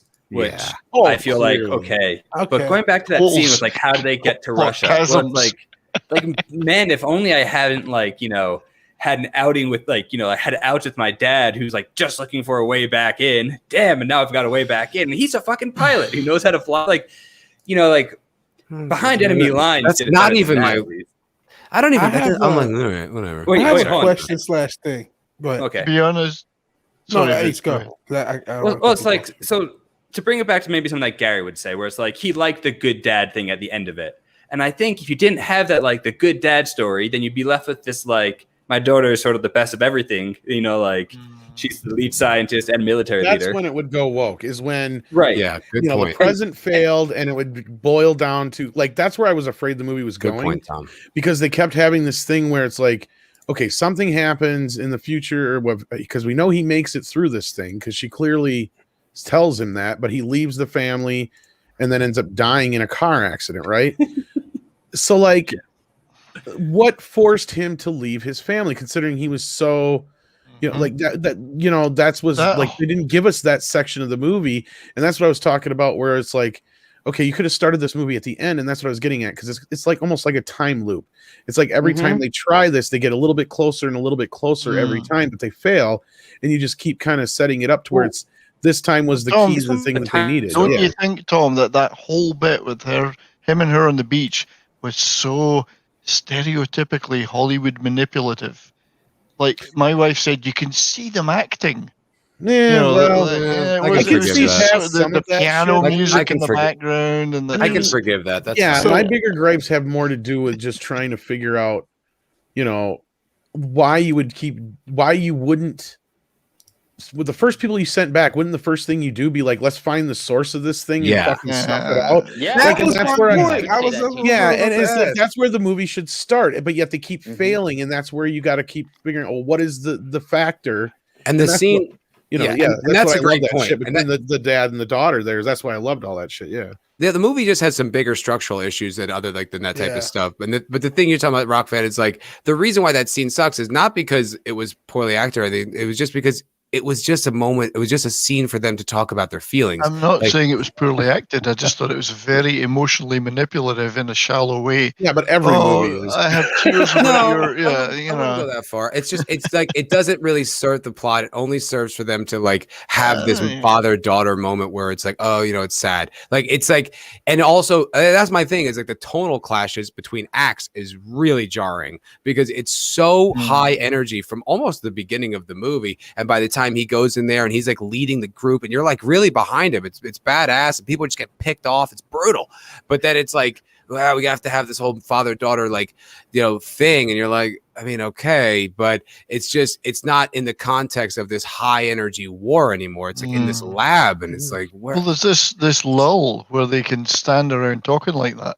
Yeah, and I thought they were down to the bare bones of humanity and they're under total siege. Well, let's just stand on the beach and have a chat. Yeah, so and I it's have a question. I have a question as somebody I didn't see it. I didn't see it at all. It was okay. And so one of my points actually Tom made, because to me, the first thing you do if you have time travel is go back to the actual source and just figure a way out, especially if they had C4.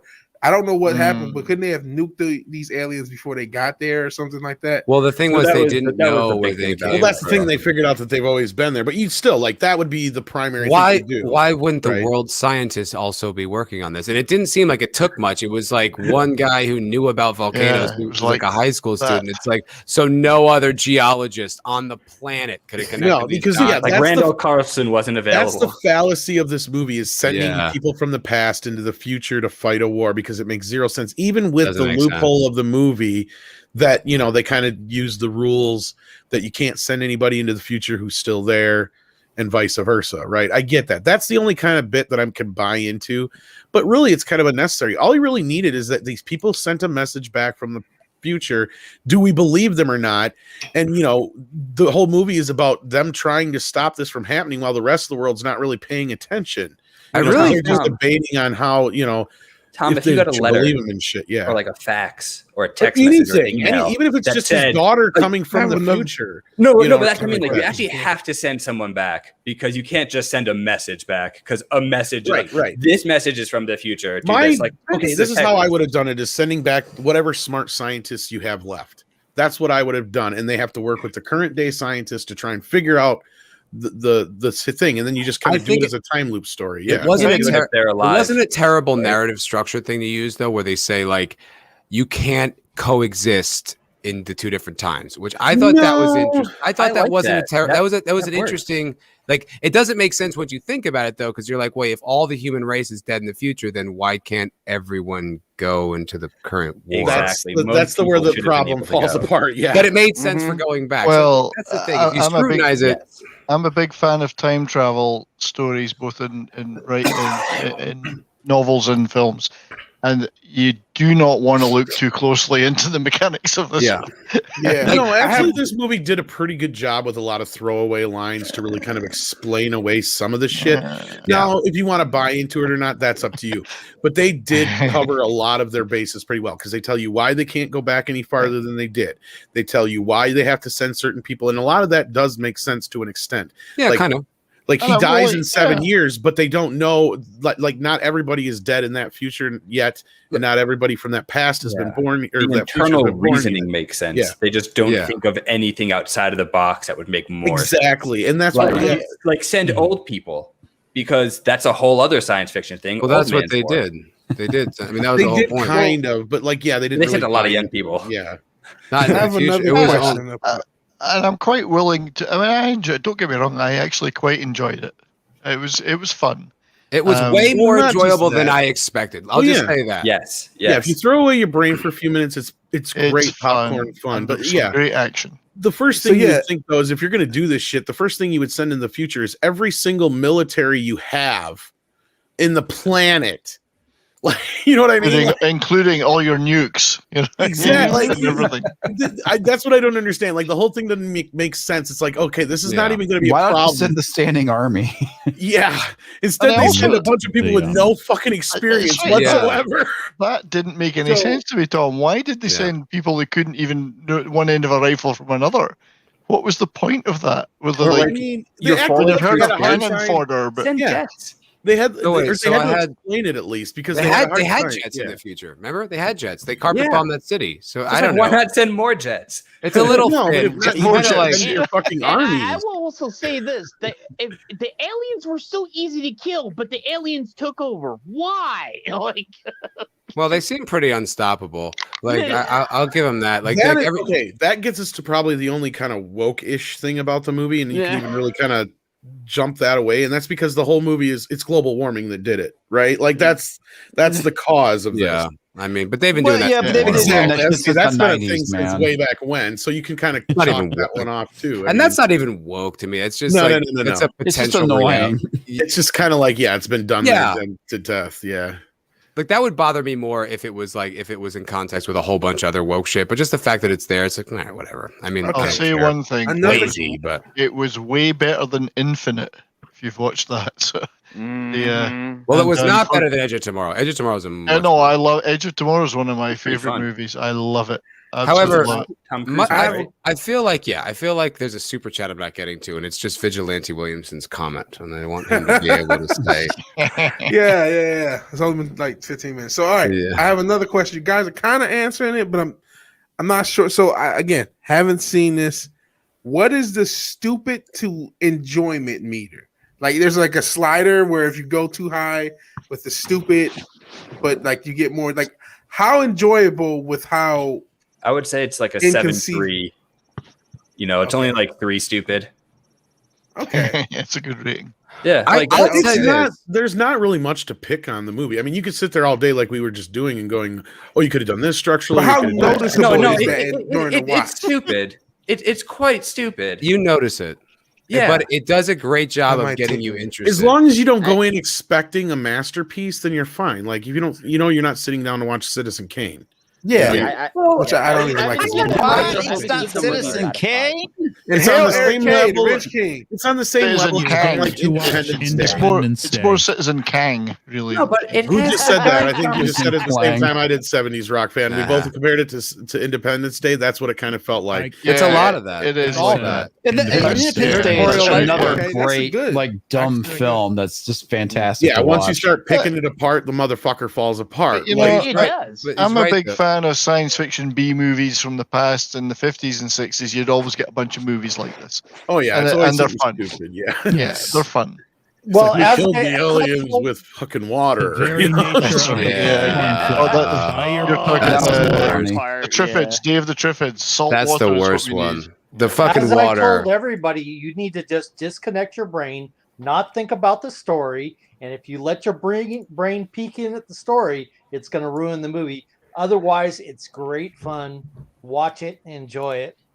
That's my problems with that, though, is the whole idea. Well, it's great if you turn your brain off. And here's the thing. I can turn my head off if the movie lets me. Yeah. But like I can meet you halfway, but I can't meet you 51%. Once I cross over that halfway mark and I gotta start doing work, then it's like, nope, I gotta go. I'm thinking of Mortal Kombat. Vigilante. Mortal Kombat was supposed to be turn off your head and like it. To me, Godzilla versus Kong more was. Like that gave me more fun. And then Mortal Kombat was like, my head has. I got to meet you more than halfway to like this. I was 100% gonna make this point, and it's like I think that's the problem. These modern movies, they this is where they stumble. Is they try to do too much. Where it's like think about the original Terminator. It's incredibly simple. It's like this girl. This like very delicate, like fragile waitress needs to be protected by this one guy who came from the future to defend him, from this other robot from the future because her son is going to create the resistance in the future war. And that's it. Like it doesn't it explores other things, but it doesn't try to do too much. It keeps it fucking simple. Alien, another great example, keeping it fucking simple. You have an alien and you just survive it. That's the movie. It's not that complex. Like, there's more going on with the corporation. But the movie moves because this is what the Tomorrow War. It's you have this great. It's very engaging, but then it becomes this thing about developing this toxin. Too much, and then it becomes this thing about father and son bonding over getting the. It's just like it's doing too much. Just keep it fucking simple. Yeah, you can tell me turn your brain off and you'll enjoy this movie, and we can argue back and forth over which movies that worked for you and for me, and it didn't. But some of these movies, my attitude is if I turn my brain off enough to watch and enjoy this movie, I'm going to forget to breathe. Yeah. Yes. I agree. I mean, we're down into the autonomic nervous system now. That's what I'm going to have to shut down to enjoy this thing. I don't know about that. I mean, honestly, Fall Ball, I think you brought up one of the better points. If you really had to kind of, this has like the tone of Terminator, the popcorn fun of Independence Day, and just kind of like, somebody else. This is not as fun as Independence Day, though. No, I agree. I mean, no disrespect. No, but I think Tom is making a bigger point. Way better. I think Tom's making a bigger point. Day was just a case. I was just making, I wouldn't say it's nearly as good. Now, if you tell me if I had to pick one, fuck yeah, Independence Day. No, but but I mean, I think people are being a little bit too harsh on it because we're in this world right now where it's like, if every damn thing doesn't make sense and everything doesn't fall into place perfectly, we ball bust it to hell. Look, we're also, to be fair to we're a much smarter audience now than we've ever been. Absolutely. And I'm not disagreeing with you there. But like, if you want to say this movie's as dumb as like, say like fucking Captain Marvel or something like that, we will fight. But like, if you're just saying like, it's popcorn fun and stuff like that, whether you like it or not, that's something I can understand. And the same thing with the woke argument on it. It's like, no, it's not anywhere near that kind of problem. I tell you, that is killing me. I would say some people are much smarter. Most of the people are still dumbasses. Come on now. Thank you. No, but like I honestly think we are a much more educated, maybe not smarter, but more educated audience than we've ever been. Yes and no. No, dude, and here's why. I think we might disagree. Our generation, I think, our generation, yes, but like the younger generation, I question. No, listen, the reason why I make this point is not I'm not saying anyone's smarter or has anything to do with school. We've never had more access to content in the history of humanity. Like when we were kids, you'd catch an errant movie here on cable, interrupted by commercials. You'd watch TV and you'd rent a movie, you know what I mean? Like once a month, twice a month, maybe. But it's like now you can watch a movie every single night. People binge series. Like we are much more savvy on a subconscious level about entertainment and media than we have ever been. I agree with that. We're actually more ahead of the fandom minutes wouldn't exist. I agree and disagree on two levels. Okay, first level, like our age groups and certain individuals, yes. How old are you? There's a large portion of the modern general audience, though, that is fucking dumber than a box of rocks, and they will eat this shit up. And that's why fucking Loki is a big hit. That's what I agree. Yeah, that's the problem we have, is that it has nothing to do with other than they're so easily fucking manipulated, and that's kind of goes with what you were saying before about that one scene, maybe 70s, is they are so easily manipulated by whatever's thrown at them that they just don't care. It's just easily consumed shit. Dumber than a box of geodes. Yeah, so like that's what Hollywood has always been right about. The audience is generally stupid. But like in the 70s and 80s, they're like, no, the audience isn't stupid. You're just playing to a stupid audience. See, that was it wasn't that long ago that people were going to the movies to watch Twilight, for God's sake. Exactly my point. And that's what we have now is the exact opposite. Instead of having, a smart audience that is seeking, a smart film or a good film, just most of the mass is just stupid, so they consume this stupid shit like Twilight. So Eric, never say that Twilight word again. Oh shit, I just said it. Yeah, don't ever say that word. What's wrong with you? So yeah, as far as like our generation and maybe one generation below us is possibly fine, and I can understand what you're saying but like a lot of these kids nowadays, they have no attention span, so they don't know how to tell stories. Tom, I think that's a pessimistic way to look at it, dude. Maybe. I really do. I have a 20-year-old though, so. But okay. But I'm saying this. But hold on. But think about this. I want to hear what Vidge has to say. Okay. So what my point was, both of you are correct. These are not mutually exclusive. Hell, there are a lot more people on this earth than there were in the 90s. So like what we have is a divergent road. There are a lot of people and a splintered road. So what there are a lot of people who are really interested in something. And your something may be knitting. You may have the same passion that we have for movies and comic books for knitting, or for tabletop, or for anime, or for something else that I'm not even thinking of as a hobby. There's so much content and entertainment that there's almost like a fan specialization that's going on. And things that you're not specialized to, you're just a complete normie to. And so that's why you have that audience. You feel like, man, they're really dumb. They're not really dumb. This just isn't their specialty. I'm sure they know they're really into something that maybe you're into or maybe you're not. So that's what's happened. You have this segmented of audiences. And that's what I was going to say. Like, people outside that segment are just the normies to whatever you're talking about. Like for Twilight, for Twilight to be a masterpiece, but for Twilight to be a gigantic film, what percentage of the country do you think would have to go see it?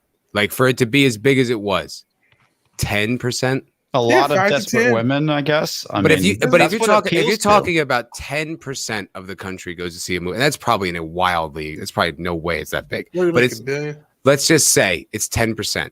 That's 90% that didn't go. That doesn't mean the entire audience is stupid. It just means 10% of the country really wanted to see that thing. It isn't that like these broad generalizations. I mean, like dumb shit makes money, but smart shit makes money too. Like good content makes money as well. It's like Vigilante's point, the niche audiences. It's not one or the other.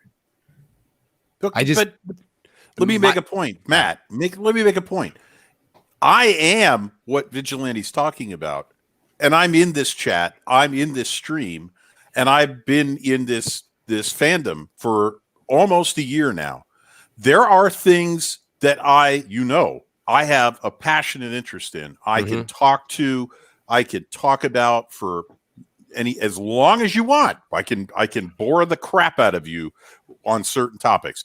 There are some topics I find interesting and I get interested in the conversation. I participate because I found that I'm a fan of that. I kind of like that, whatever. And then there are the things I have no clue about, and I am 100% normie, which is why when it came to like comic books, you want to know what a comic book normie thinks? Ask me, because I am one. Yeah. I don't know crap about comic books. I was reading Tolkien when everybody else was reading comic books, and Robert Heinlein. So, I never went through that phase. I went straight to fantasy and science fiction. I guess, but my bigger point is just like I was just trying to discern the fact that I think, yeah, like there's always going to be less educated, less interested audience members. But I think at least maybe not the entire audience, but there's a growing audience of much more discerning, much more observant, much more like more intuitive, like even just normies than I think you'd really expect. And I believe it's because we've experienced so much more content and media at this point in history than ever before. Man, there's a lot of examples of that. If we go back to TV the past 15 years, not including the last 5, Breaking Bad and Game of Thrones, and just jump out as things that were like cultural things that were thought of. I mean, obviously Game of Thrones fell off at the end. But I didn't see either. They captured normies in a way few shows do. Yes. I think Sopranos did also, but it doesn't have a a nerd backing, but it has that same cultural grab. That's the same feel, though. It's the same. Yeah, the Sopranos might not be a nerd thing, but I think it has the same level of fandom. Yeah. And I love the Sopranos. But it's also just common for regular people to binge a series. Like that's not that like it's not like that normie like a nerdy of a thing to do. Like people just do it and they talk about it. Like that's still fairly new. You know what I mean? Like I just think we have this access to media I think is informing people on a level I think is still being explored and understood. And look how big criticism of media is, hence again the Phantom Menace. Man, I was watching, actually I have a tangent about that. I was watching a lot of, cause I'm doing a review, so I've been watching this game critic, Joseph Anderson. He's like my favorite game critic, or one of, because he really breaks the shit down of games. And he hasn't done a video in like a year.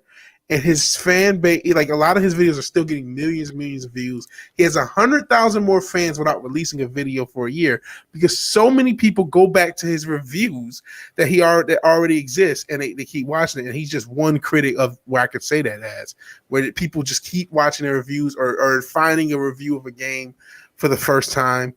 So it's like because they want to look at it. He has millions of views of people who want to see a breakdown, hours and hours of breakdown on games. I mean, Mahler is like an unbelievable example. It's like EFAP 10 hours of criticism of a single piece of media, and there's thousands of people watching the entire thing. Hundreds of thousands of people. I'd be having a nap long before the end of that 10 hours. I've listened to a few. I've listened to a few all the way through. I think. I mean, if I was doing it, not if I was listening to it. It's like a whole day affair. Yeah, but people listen. Actually, I have one more thing to say about the Tomorrow War, which is if J.K. Rowling, fuck off, J.K. Simmons' character was my father, I wouldn't have ostracized him. I would be clinging to him like it was. He was great.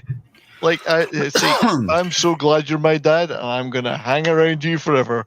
Yeah, you might. Simmons can do no wrong with anything. Yeah, but his character kicked ass. I mean, he did kick ass, but from his point of view, that was a great moment where Chris Pratt. Like I thought Chris Pratt did a great job in that film.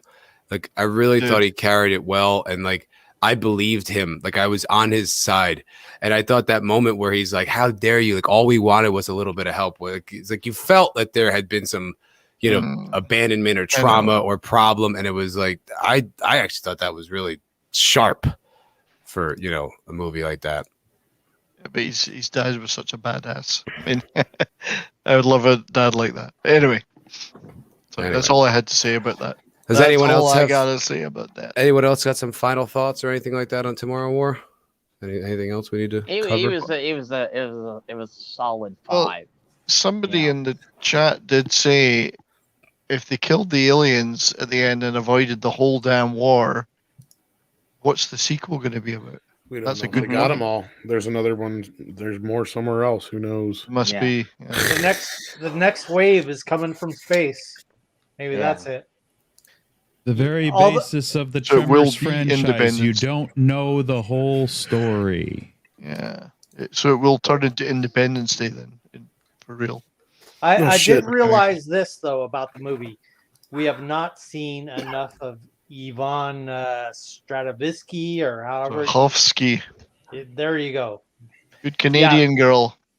Have not seen enough of her. No I such remember thing. her in that show Ed, I think it was, or something. And like she was that. also in Chuck too. Chuck, Or- yeah, I'd like Chuck, to see a that's lot what it more was. of her. She was in Dexter and Chuck Yeah. and a few other things. I'd like to see more of her for sure. She was good. I didn't recognize her, but she was good. Yeah. She definitely had like that kind of, modern day female character, weight of the world on her shoulders, and no one understands how much she's going through kind of trope. But I thought she did it pretty well. A little bit like Emily Blunt.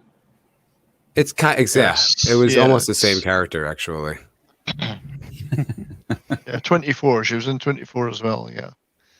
I'd smoke she's Emily good. Blunt. Ah. It's so easy and simple. I'm like, just say it. Like, no, that's too cheesy. I'm like, do it.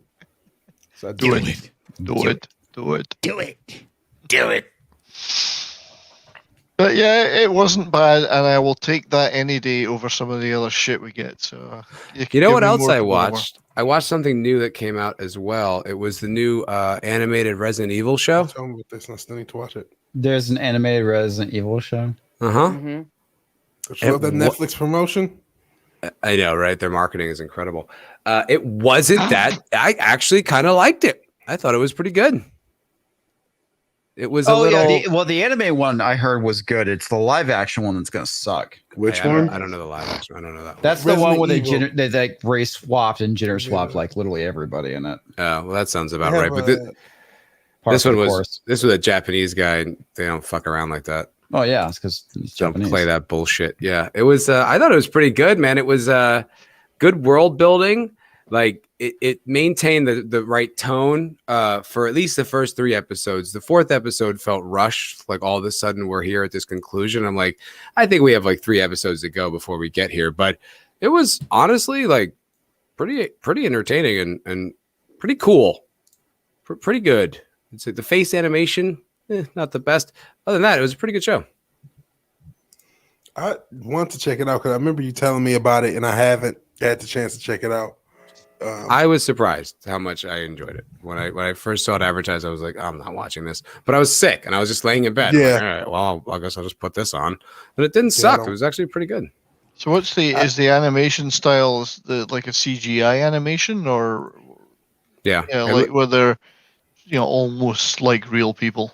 Yes, it looked like those Final Fantasy movies. Yeah, that kind of thing. Yeah. Okay. Yeah.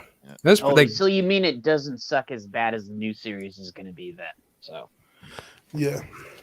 It was. I thought it was worth time. I thought it was worth watching. It did a good job of kind of like establishing a mystery that you sort of uncovered episode by episode. It starts off with like a military incursion. The guy clearly had watched Black Hawk Down right before it because it was so reminiscent of Black Hawk Down. But it was kind of like that, but with zombies. It was.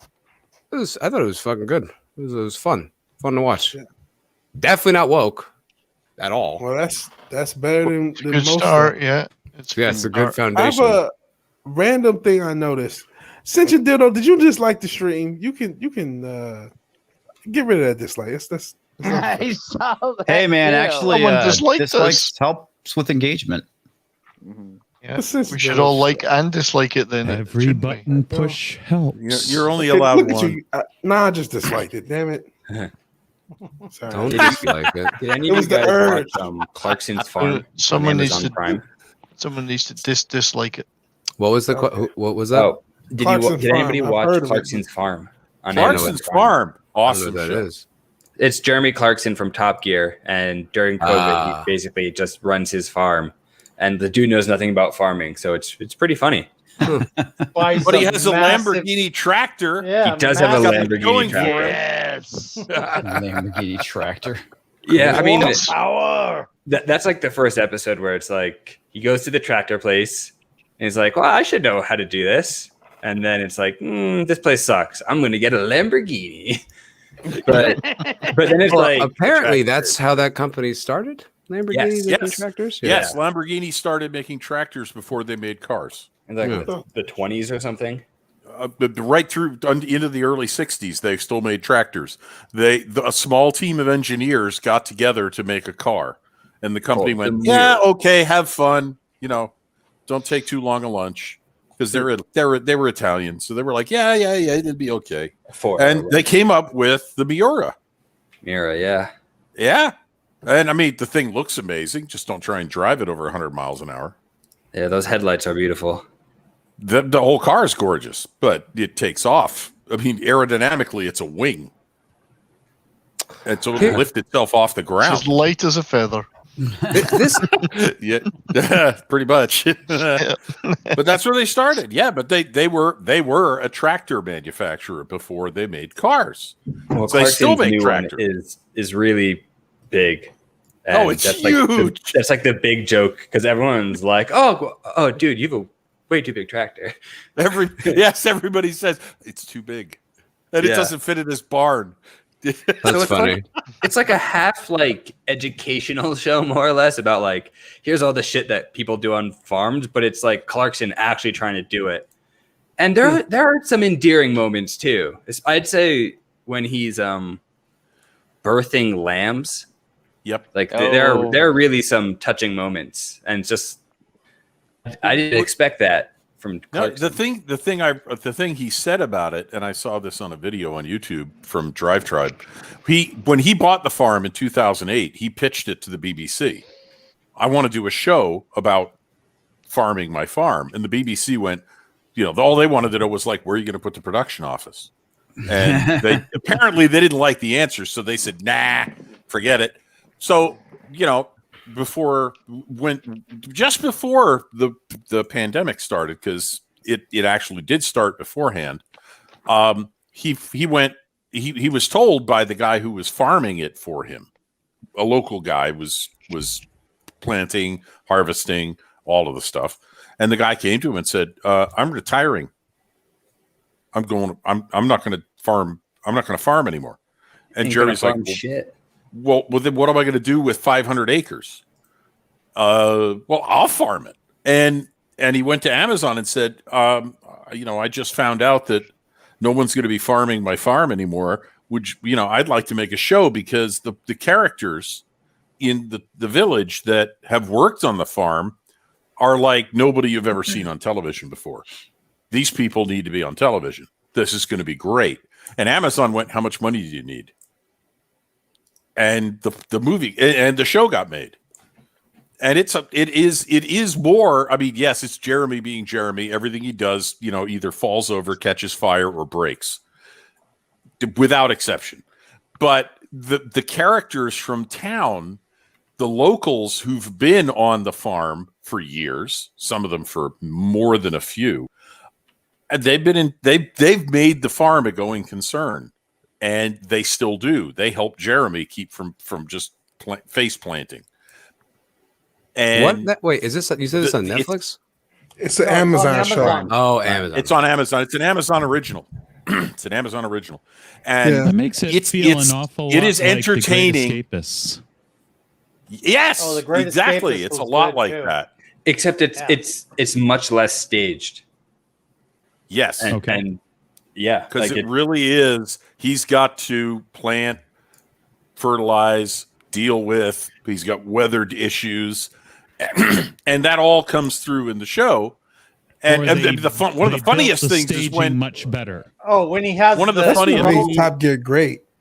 When he has to the have a Lamborghini tractor staging. Yeah.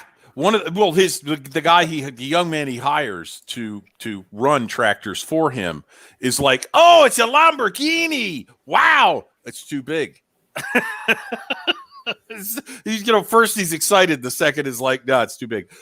Jeremy gets 2 truckfuls of fertilizer and seed. And he thinks, when the truck shows up, the first truck shows up, after he's cleared everything out, made room, he takes his forklift, and he pulls 1 bag of fertilizer off the truck and puts it in his barn. Thinks, I'm good. Thanks. And the guy comes out of the truck and opens up the side. It's curtained.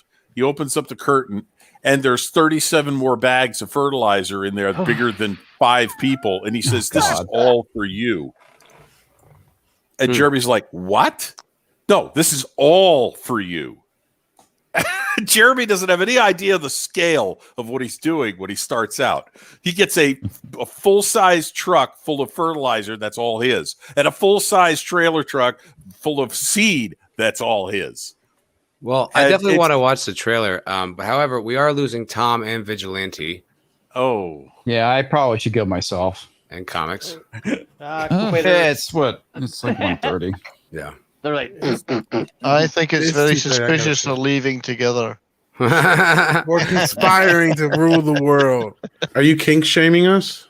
Yes, I'm just going to go to they're gonna go have a little private party together. you know, if you're happy together, I'm glad. It's going to be a mostly positive interaction. Shut up, Tom.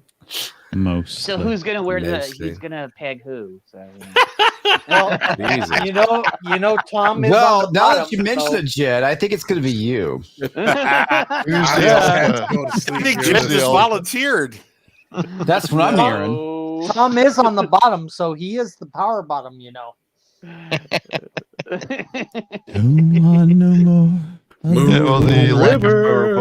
Well, boys, it was a real pleasure. Thank you for coming on. Yeah, thanks for having me. Always. You're very welcome. Always. Yeah, so spend time with Tom and comics. I'm gonna miss you terribly. Always an honor. Well, you guys know, you know these guys, but I mean, Tom, what you got going on recently? What's happening with you right now? Oh, you know, fatty liver disease, diabetes. Probably a bad case of the gout. Open, that's what you Developing get. no bro. What are you doing in the world of entertainment there, Tom? Oh, well, you know, stripping doesn't pay much these days, so. Although there is a hippie strip club open up near me, so like, I don't know. A hippie strip club? Excellent. Yeah, it's the only add on to those Midnight Edge. Is that where you strip down to Birkenstocks? There's no alcohol though. There's only organic food. Inagata Davida is the only song they play. Jesus. And yeah, it's 18 and up, but it's odd because I'm sitting here thinking, God, you wouldn't know where the bush starts and the armpit hair ends. And then it's one of the only strip clubs where the strippers actually have to put clothes on because they never wear any anyway. So marvelous. Yeah, that's and I'm not making this shit up. This is fucking legit. Like, I'm probably doxing the shit out of myself because I'm sure there's only one of these in existence. I can't imagine. Well, in 2021, it might be like, are you in Portland? Because that's what this sounds like. I can see Portland or like some area in the Northeast. No, Tom's silence means he. Oh man, I hope I didn't guess out of a. I'm from the Midwest. Yeah, he's from the Midwest. We know that. Yeah, I think I remember where you're from offhand. I'm not going to do the doxing thing. Yeah, but it's no secret. Oh, is it not? No. No. Well, anyway, Tom, it was a real pleasure as always. Thank you. Thank you for contributing, everybody. Make sure you sub over at Tom's channel if you have not. If you're subbed to me and not Tom, that's pretty wild. But make sure you do Tom Midnight's Edge, and if you're a member of the Latinx community, he also has Midnight's Edge and Espanol and Midnight's Edge. Underlay. Yeah, lots of good stuff. So Tom, thank you so much for joining us today, brother. Hope that come back soon. Thanks for having me. Of course I will. Cheers, Tom. Right on. Take care, guys. Later, brother. Comics division. Good to see you, buddy. Thank you. Yeah, good to see you, man. Glad to see you're feeling better. Yeah, thanks, man. Yeah, I'm doing Still better. looks terrible, but he's feeling better. Yeah, you can't fix that. But I had to keep turning the camera off and the mic to cough because I'm still pretty congested, but doing much better. That's never fun. Yeah, it's kind of a little penicillin and some cream on the rash, and it all. Yeah, a little icy hat, or what's it? Vicks vapor rub on the chest. Yeah. But Comics, what you got going on? Anything fun coming down the pipe? Yeah, I want to talk about the whole thing with sharks getting woke with no longer calling things shark attacks. So listen, I agree with that decision. Sorry, what? Go ahead. I agree with that decision. Yeah, they're not shark attacks. They're shark self-defense. That's where the fuck they live. They live in the fucking ocean. Shark If someone attack. came to your house, Anyway, and you I have fought some it, Doc that's Block not working on an attack. article to read, and Yeah. I'll just fill in with my commentary. So that's what They're mistaking. So Vigilante, humans if I'm for walking down the seals street and I get things. mugged, if I'm walking down the street in a neighborhood I don't live in and I get mugged, that's the mugger is No. exercising self-defense. Come on, Sharks man. Come on. live in the Come ocean. on, man. We have the technology Come and the on, ability man. to never swim near sharks. We can figure out. Hey, we know fresh Very true. water lakes. We have pools. We have everything that we can. If you want to know the truth, not be around sharks. Veg, those sharks are sneaky. They can wear masks to go into If the shark was in your pool, it's an attack. If you go Hey, into listen, that motherfucker, I'll say this: I saw a documentary about a shark that chased a woman from Maine all the way down to the Bahamas. So that shit does happen. Okay. Oh shit! Now that's an attack, man. I think that was Vicious Jaws, bastard. Jaws 3. I think that's what that That's was. a Vicious but fair. I Phenomenal. was gonna say that sounds a little familiar. Yeah. That's This woman desperately tries to get away from sharks and then moves to an island. All right. Good call. Go Exactly, that's live my near. point. Go live near Tom. There'll be no sharks. Oh, dude, if you go to Hawaii and you go in the ocean, you're going in his home. Okay, I've been over to Hawaii. Exactly. I saw a shark. There. if you're I in got the fuck out of the California and water. you go in the ocean, you're in his home. I got the fuck Great out of the Whites in water. Santa Monica, baby. Any of you guys use Plex because they've got a great collection of shark movies Yeah. right now that they're showing. There's Yeah. Sharks of the Corn. Stephen God. Kang's I Sharks actually of the looked Corn. at that last night. Yeah, Dennis. Raiders I of was the like, Lost Shark. wow. These look great. I live in the Red Sharks did nothing Triangle. wrong. I'm probably the only one who's surfed with the shark that swam underneath him Damn. on this That's panel. pretty wild. Sharks You're are probably around- right, and I'm never going to do that. I will say this though: sharks are absolutely our victims. Like the amount of like pain and terrible things that happen to sharks versus how much they attack and kill people. It's a Yeah, really I'm not going to disagree with you on that. yeah. So Yes. as douchey as it is to like Sheer rebrand numbers. something like that, it's like they're really getting the raw end of the deal here. Yeah. It's like But Peter Benchley is on record as saying he wishes he had never written Jaws. yeah, because Yep. it makes them like these monsters when they're really not. Well, the real right, the real because monsters are the that Japanese created with their No, shark it's- fin soup. the Chinese are doing shark fin Chinese, soup. Is that it? Yeah, Oh. and they're gathering Racist. it all Yeah. around the world, including off of California coast down to Mexico. They're cleaning out every ocean there is. It's pretty scary. Yeah, it's pretty brutal, honestly. Like that, and that does matter. But I mean, of course, like the fucking sensitive little, environmentalists would never actually want to point that finger at them. So we're just gonna rebrand what a shark interaction is. So, I wouldn't go interaction. Yeah, That's pretty soft. kinda But I would say ridiculous. self-defense. Shark It is self-defense. self-defense. Well, okay, if you're attacking the shark and the shark attacks you You back, get in I the agree with you. ocean. If you're just minding your own Self-defense. business and the shark says, "Hey, how's it going? I'm going to eat your face." You can mind your business on land. I think you could assault. call that an attack. I- That's I assault, think brother. That's assault. That's attack. If you're in Stop. the water, Next- fall far enough. Next time I'm That's floating in the normally- Pacific after a shipwreck, I'll If remember God that when wanted a you to be shark in the water, bites you would me, have it's fins. my fault. Sometimes they go Exactly. away. Normally, the Sometimes they don't go shark is away. not going to go after a human except if the human looks like the shark's prey. Well, Yeah, If there's a shark that comes too. in my There's that. house and beats the shit out of me, he Don't attacks look me. like a fish, we whatever don't you do. taste like a seal, so Shows up at your door. we don't That's taste like a right. seal, so they just spit us back out anyways. Give me Yes, all they your do. Disguise. Sharks in disguise. People Sure, that don't was a realize comedy that when they go in the ocean, there are sharks everywhere out there, and I they're think it's swimming the around you, animals. and they don't bother anybody for the most part. I mean, No, they the- don't. the one thing that scared me out in the ocean most was a big old sea elephant. I mean, freaking, you don't realize how big they are and how Stepping on lobster. They're- That is my or crab. I was That's my like, least crab. favorite. There's no I've lobster. stepped, in I've Jersey. stepped on a crab. No, I it was paid in the price for a week. Massachusetts. Oh, okay. But yeah, it was still a crab. Sea lions, their teeth are massive. You don't realize it until one surface is right Yeah, behind sea you. lion is Yes, sea lion. Operative They make word. seals. They make seals look like cuddly pets. Oh yeah, Comics. they're I was gonna say "Hey, how you doing? Let me eat your face." That's like my pickup line at bars. Does it And work? You're gonna get arrested. Yeah. No, I mean it worked in college when they were just as dumb as I was. But I was gonna Wait, say, man, are you that's serious? that's This was kind of impressive. No. I mean, that's sort of basically how good my game was back in the day. Matt A few was drinks going to probably use go- that now. He's like, "Are you I was serious? like, really? That works? There's a lot of college girls here in Austin. Maybe. No, college is in Austin. Yeah, college is in Come Austin on. town. They're everywhere. Austin is a college town. Yeah, Right? I do know. I've heard it done a few times over at ASU, and it does work every now and then. So I guess mean, it's maybe just it's all just about your face like Hannibal Lecter. yeah. All right, I gotta go because I'll pass off. I don't. yeah, I gotta go too. All right, well, See you comments guys. going. Thanks, comments. I wanted to Hey, vigilante. guys. I wanted you to, Vidge, take care. Later. Comments. Yeah, I gotta plug comics, stuff. Later. yeah, Vigilante.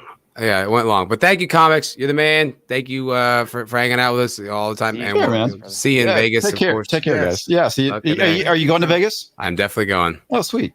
Hell yeah, brother. All right. Awesome. Gonna fly. Later, guys. Later. All right. Yeah. Comics. All right, vigilante. Maybe we could just wrap it up. Everyone's leaving.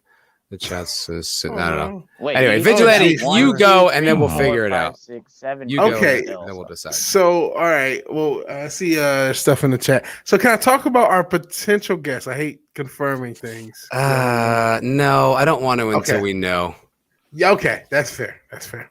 Yeah. Well, I mean, we do have culture crime fighters. I don't know when my review will be out. I'm hoping by next weekend, and I'm doing a bunch of stuff on the channel. I'm trying to do more videos, trying to do more streams. I appreciate everybody. I appreciate having me on. Appreciate everybody in the chat. Of course. You guys have been awesome in the chat. I have been paying attention. And thank you all for supporting Matt, supporting everybody here. Unfortunately, I won't be at Vegas, but hopefully next year. That's the hope. So peace out. I will see everybody later. AVW will do the Vegas. Thank you, losers. vigilante. Oh yeah, VW. You, me, Jed, and others can do the not going to Vegas live stream. Okay. Yeah, that's what we're gonna do. There you are. Yeah. Peace. Bye, Vig. Thank you, buddy. Later. Thanks for hanging, man. And yeah, always make sure you catch me and Vigilante show every Wednesday at 5 Central, 6 Eastern. Culture Crime Fighters, really fun show that we do. And we're starting to get we've got some pretty interesting guests. We had Tom, but we also had Cameron Pasha, we had Chrissy Mayer, and it's been a really cool show. I love doing that show, and it's also on iTunes and Spotify. So if you guys don't want to do it on YouTube, you want to check it out on whatever podcast provider you want, feel free to do that too. And I do love doing that show with Vigilante. He's a great guy, always has interesting takes, always a fun dude to talk to about anything. So make sure you check us out and him, because he's the fucking man. Excellent. All right. What do you Matt, guys? Yes, you sir. know, in Vegas, we are going to have to win ourselves a casino so we can stay for free every time. I love it. Let's Yeah. do it. Hell We'll yeah. be on the tables, and we'll be the people with the big chips around us. That sounds great, Eric. I think that'll be more you than me, but I will definitely glom on to your success. I will definitely watch. Completely.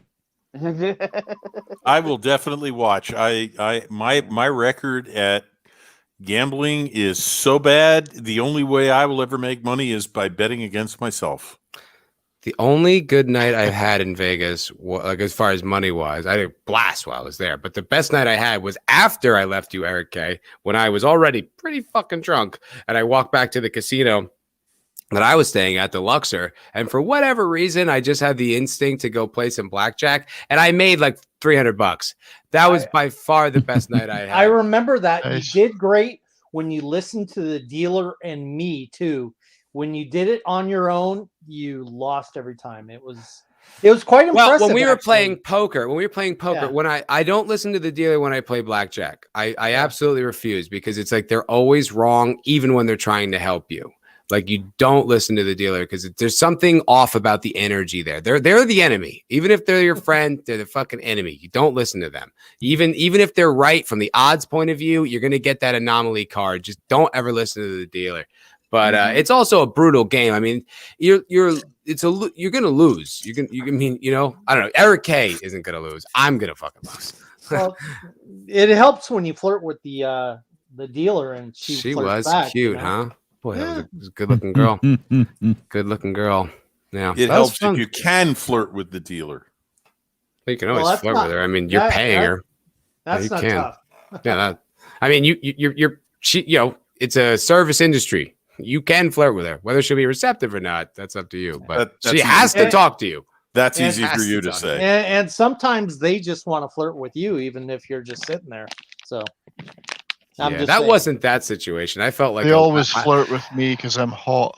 I felt like I was Eric K's little brother. Like, oh, gee whiz, is this what poker is? Oh, okay. How interesting. You know, I felt like a little kid, and she's just like, you know, she was being nice, but it was I don't think it was a sexy vibe, Eric. It was a fun time though. It was a blast, and I'm looking forward to it this year in less than a month. Yes, sir. They'll have all full Just keep rubbing it in that you're going, and Jed and I are not. Sorry. Watch, we're staying here, and then a full You're not lockdown the go only back ones. into effect. and Draco's not going either. We're gonna have the live stream to end all live streams while you guys are in Vegas. Yeah, we're the losers live stream. The losers live stream. Absolutely. It's gonna be such fun. I honestly think it's gonna produce a lot of really good content though. Like I think like Gary's gonna do some cool stuff, and like, you know, I think I'll probably stream. You know what I mean? It's gonna like, be amazing. Yeah, I think it'll be fun. It will. You got him, you got Gary making plans, you got Jeremy making plans, you got a whole bunch of people from this whole community going to be there. I mean, I really think this is going to be a blast for all you guys. So I really appreciate it, and I really am going to regret not being there, but it's going to be great.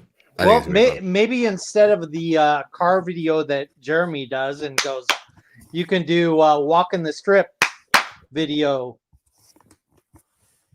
Oh, you know, Matt, you could do like a you okay, Matt? Thing where you just pop in and like, hey, here's the guys that can't come over, but they popped in for a minute. Yeah, like drop you. I mean, we'll see. I don't know.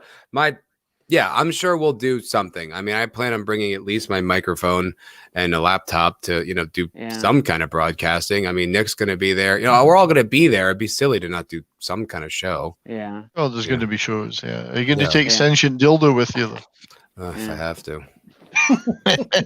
Only if he fits in the carry-on. Available Wi-Fi will be a prior difficulty. That's a good point. I just got a new laptop for Vegas, so. Yeah.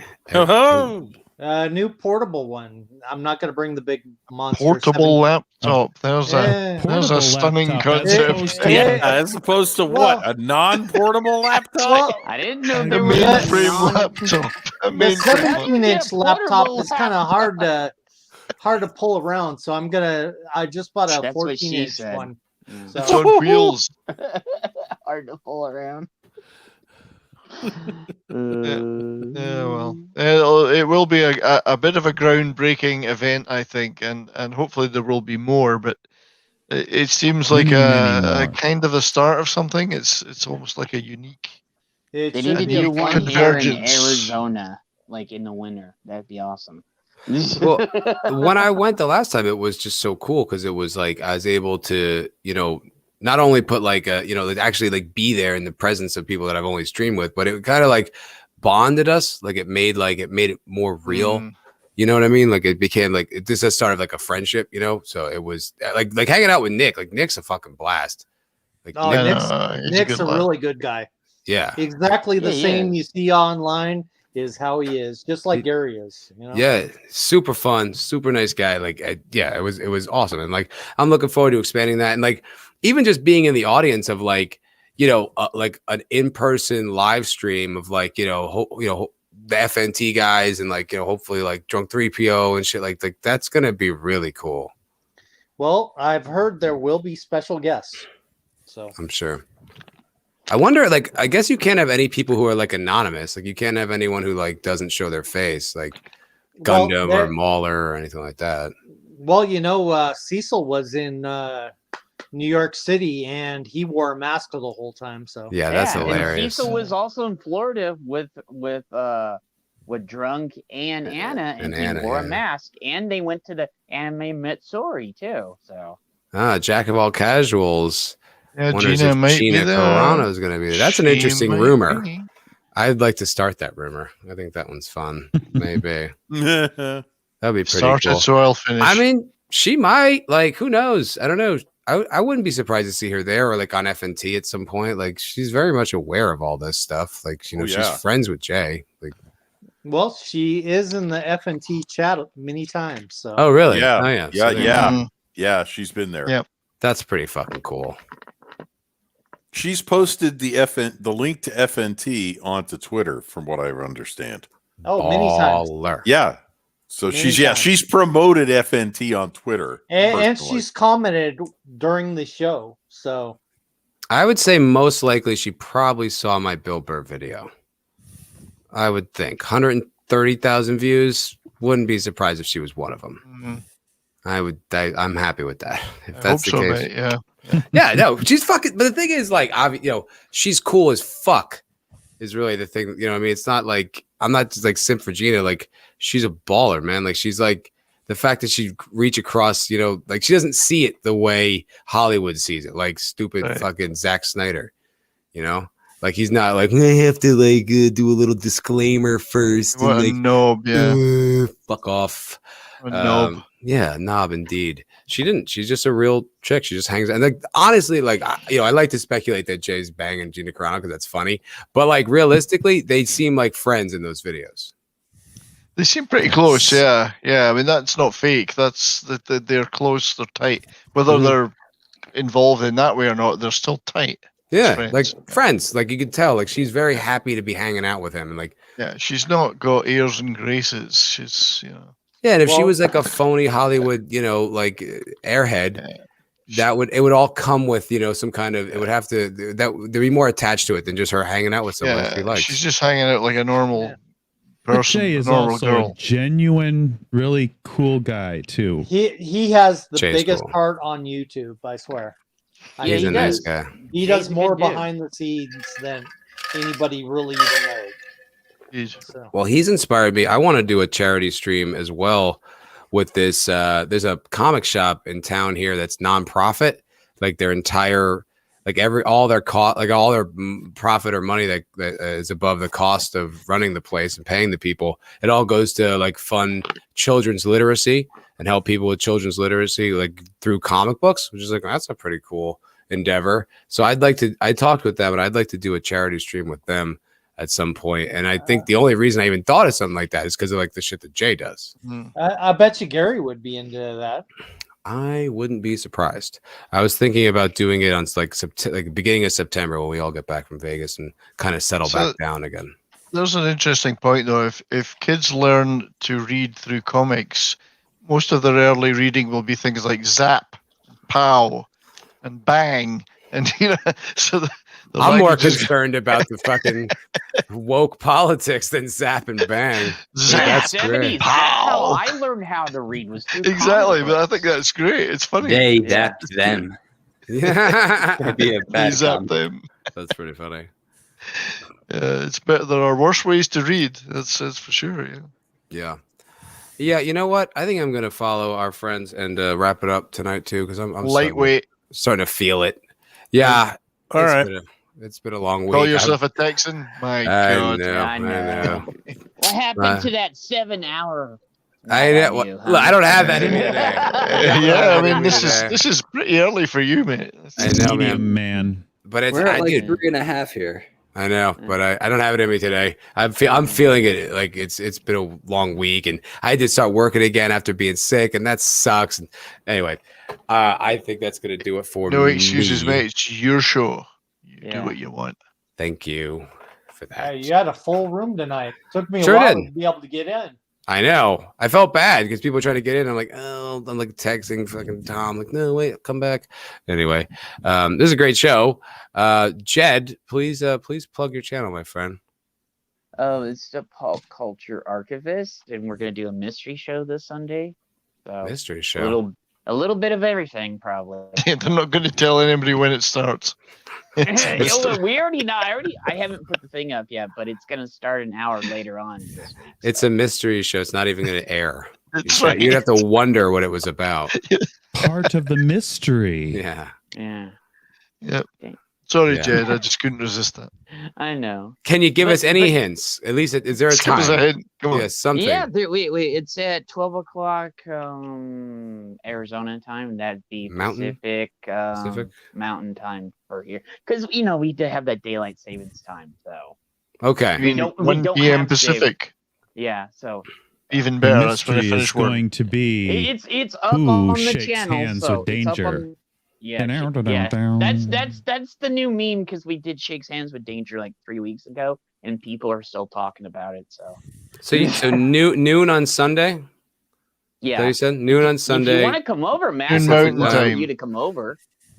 You know what, dude? I'll do my best. I have to work on Sunday, so Yeah. if I can make it, I will. My schedule, it's pretty packed. But I actually moved it up because there was a lot of people that couldn't make it at 11, so I knocked it up an hour. Yeah, I'm working till 1, mate. So thanks for moving it. Yeah, I mean, so I moved it up for him and a bunch of other people too. So, and I then appreciate also saying, that. Personally, my issue is like sometimes I have to close the bar, which means I'm there till like 4 a.m. You know what I mean? So that like I've got to sleep, so it's tough, but I'm trying to make it all balanced, but I appreciate the invite. And so make sure you guys check that out. Sub to Jet if you haven't.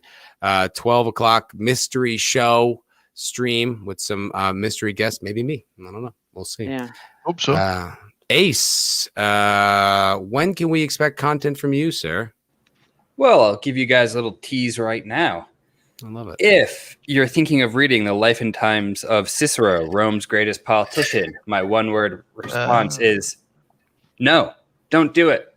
If you like history, there are better history books. And if you want to learn about Cicero, I can recommend YouTube videos. So, yeah, that's the beauty, short and sweet. But if you want a longer version, more details, then in about a month or so, I should be doing about 10-minute videos on books like that. That'd be good, mate. Yeah, looking forward to that. That's awesome. That's cool. Do you have a channel yet so people can pre-sub? I mean, you could technically sub to my channel. There we go. I posted the link. So There it is. But it says when I looked on it, it said there's like hardly anything there. Ace. Oh no, I'm not putting stuff out. No, he yet. hasn't started yet. Yeah, I'm still trying to be happy with what I get in the video. You're trying to figure it out. That's all good. You're figuring it out. So Shell if that type just of said it. What I was telling him about. Yeah, so Shell just explained Yes, it. but what are you right now? Are you Mountain or Pacific? Be specific. We're Pacific right now. You're specific right now. Yeah, because they don't until do. October, in October we go back to Mountain. So you're the same Yeah. as me. Yeah. Well, they don't observe daylight savings time. That's why. No, we don't. Quite right. We're one of The few only states state. that I think it's the only state, right?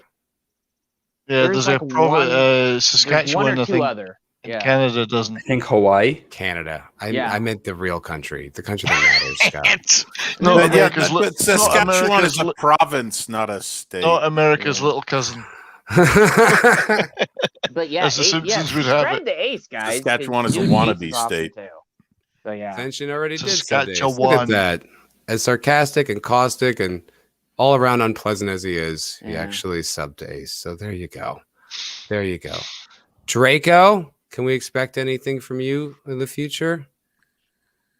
Absolutely. You can expect something from me in the future. I don't know what that is, to be quite honest, but yeah, I'm supposing.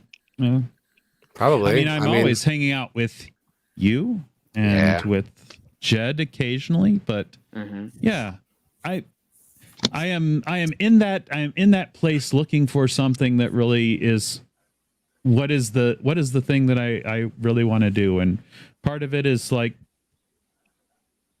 I had originally come up with some ideas to do some like streams where I work on the models that I build, and some of those are actual models and some of them are things working with Lego, which I've mentioned before. But yeah, I actually matter of caught fact, right a now Draco gaming stream. Oh, secret stream. Yeah. Yes. I've actually been on a live stream with Draco. Yeah. Yeah, they're at like 2 that was a.m. Excellent. Yeah, I've been waiting Yeah, for him to ask me back That's the over problem. again at night. He does good karaoke too. He's a great singer. He's a great singer. Oh, Yeah, he thank is. you. All this fun Occasionally, content when I didn't know about. try hard, but yeah, Matt. Most of the stuff that I'm doing, like right now, when you guys are getting ready for the next day, I'm getting home, getting even, and just sort of getting into my own thing. I would stream in the middle of the night, but it would be for people in Australia and Europe, and that would be the thing. Rock and roll, man. Insomniacs like me. Yeah. You never know. I might come up with a stream. It was just like I'll say that right now.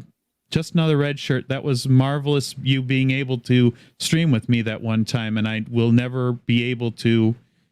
I will never be able to say my thanks for just hanging out with me, and we actually made it a thing because a few people showed up from the community too, and it is something that so I could go on at length talking about the minutia and bullshit, and you don't.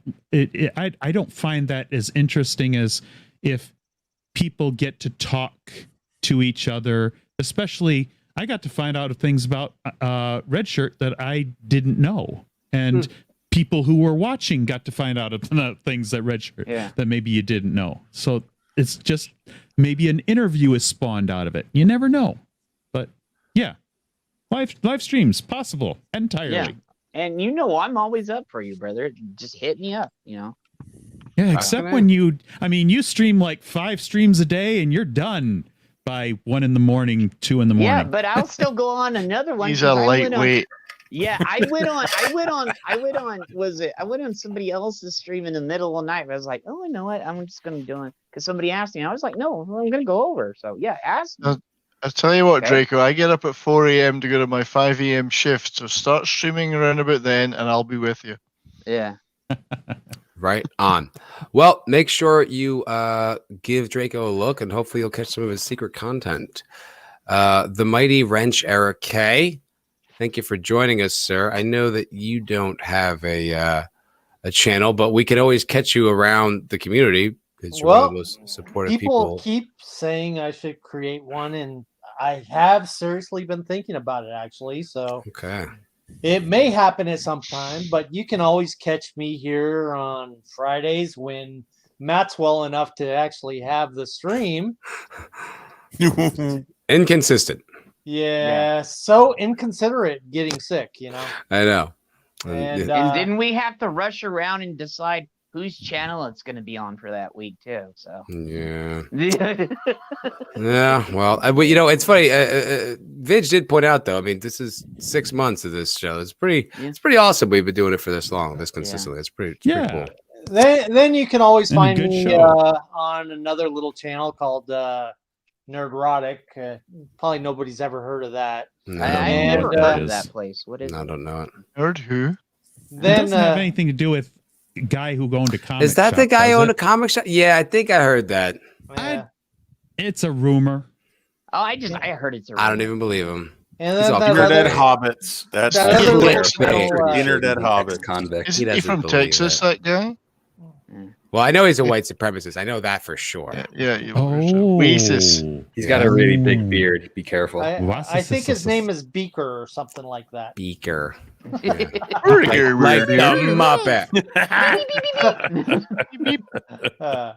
But if you ever find yourself on that obscure channel, make sure you say hi to Eric K. Yeah, I'll usually say hi back. I'm not very good at saying hi to everybody, so. But now he is because I've invited him the last couple Sundays too. Eric K usually only says hello to about 5,000 of the 7,000 people that show up on Friday night. He does say hello to me every time hello to I me. pop up in a chat though. So. Always says hello to me. He's a nice guy. So as the Jack of all casual says, if Gary owns a comics shop, does comics own a Gary shop? That's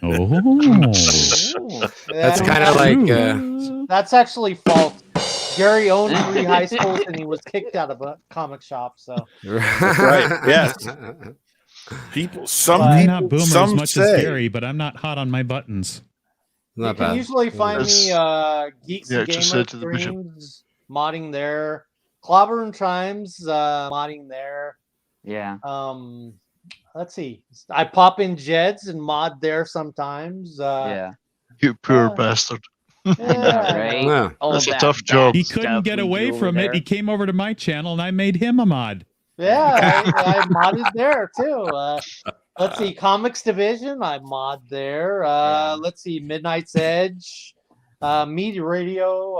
Let's see. Eric's a bigger whore than I am. You hear that? Jane Theory, supporter. Moody, I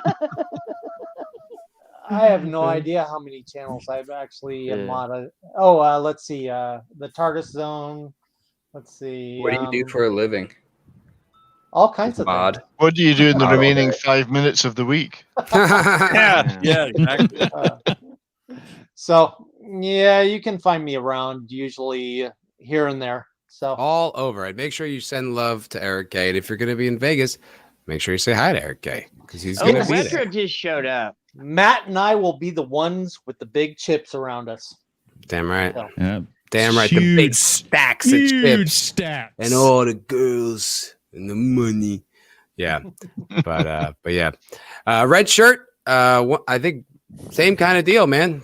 Fucking well, I'm wrench on a whole bunch of channels, including that tiny little channel run by the guy who used to own 3 high schools and got thrown out of a comic shop. Fantasy.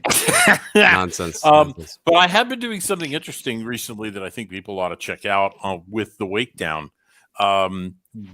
We've been watching and talking about the HBO miniseries Chernobyl. And we've done 2 episodes. We did the second one last night, the first one a week ago. Usually on Wednesday nights, there was a problem, technical difficulties on Wednesday. I know, and I wanted to be there, but, I was doing something else. So yeah, I know. Yeah, Jed, normally. I think 70s you were there. Yes, and, I've been joining those. Yes, thank you, sir. And it's a really interesting. Well, first of all, I can't recommend the series enough. If you haven't watched Chernobyl from HBO, you should. And we're going to be starting episode 3 next week. I forget whether there's 4 or 5 episodes to it, so we're going to finish it. And they're late night on Wednesdays. They're really interesting. I mean, and you can come on the Discord.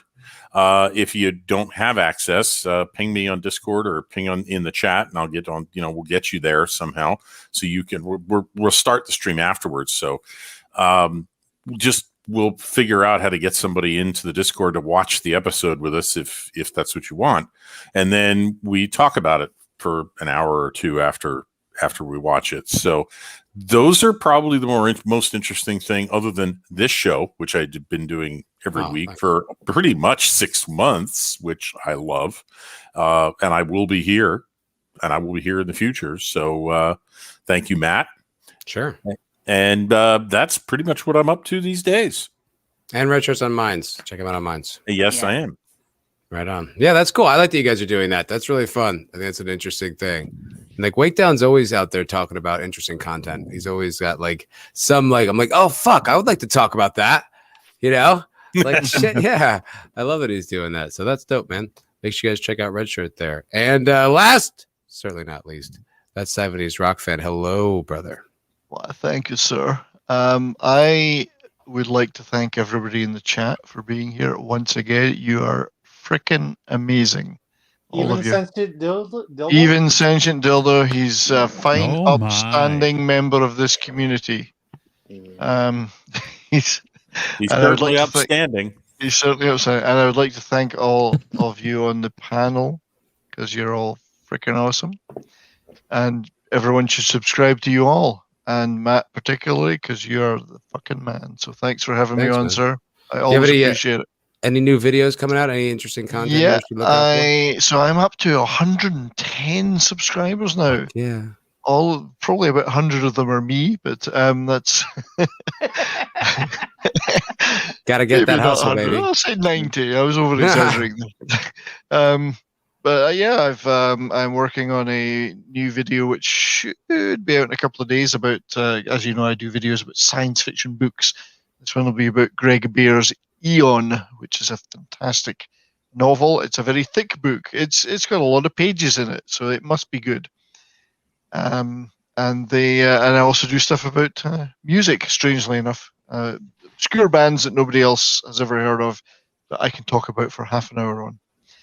And I also very recently made a very nice video in tribute to Nick Visor, which reviewed an A&W chicken sandwich. So, and I am here on Friday nights with you guys. You are. And Absolutely. I do Tuesday nights with Nick when we do Toxic Movies. I am on Sundays with Jed on Pop Culture Archivists. And then I try and bug the shit out of people to get on other things too whenever I can. So, thank you all. So make sure you sub over to that 70s Rock fan, give it a look, especially if you're interested in rock. I mean, we got a glimpse of that tonight where you're talking about the Beatles and all that, and like how knowledgeable and passionate you are. So if that's the type of thing you're interested in, make sure you go sub over to that 70s Rock fan. And as far as me, you can always catch me here every Friday night. The MFer Cocktail Lounge. Try to be as consistent as possible. I did request very humbly that at work they give me a more conducive schedule to getting here on time. So I appreciate you guys being flexible with the fluxing in times. I'm trying to make it more consistent, but thank you very much. Make sure you always keep a lookout for the Culture Crime Fighters with me and Vigilante Williamson every Wednesday. That's a really fun thing that I do, and try to bang out more content as much as I can. It's a balance, but really appreciate everyone hanging out. This is a blast as always. Every Friday night is a really fun show. It's a great hang. It's a really cool thing to do. Thank you all. Without you, it's just a bunch of guys hanging out without anyone listening. So it's a little different, but hey, Matt, I do have one more thing, and I got to remember. I just remembered this. Sure. Tomorrow on Snowdub's channel, there's going to be a special episode of the Carton Connection. So everybody come over there and have some fun. Oh yeah, that'll be good. Yeah. There you go. It's going to be good tomorrow night. You got that as well. Great so make sure you guys check that out too. But everyone that's been watching, thank you so much. Jack of all casuals, cheers. Thank you so much for hanging out. Sensha Dildo, always the charming person. Hail panel, hail chat. Matt. Book. And as much as I love buzzing this guy's balls, he's in pretty much every single chat. So he's a good dude. Captain 300 subs Spock, Retro Dicky, Shellback TJC, Sword. I know the Islington girl was here earlier. Try not to miss too many people as much as I can, but thank you guys on the Nerdportal Lifeform. Of course, he's got a video. Check out. He's got a Zelda retrospective. Nerdportal Lifeform does great work, so make sure you check it out. And that's gonna do it for us today. So thank you so much for watching, and we'll catch you all here next week. All right. Toodaloo, everybody. Bye.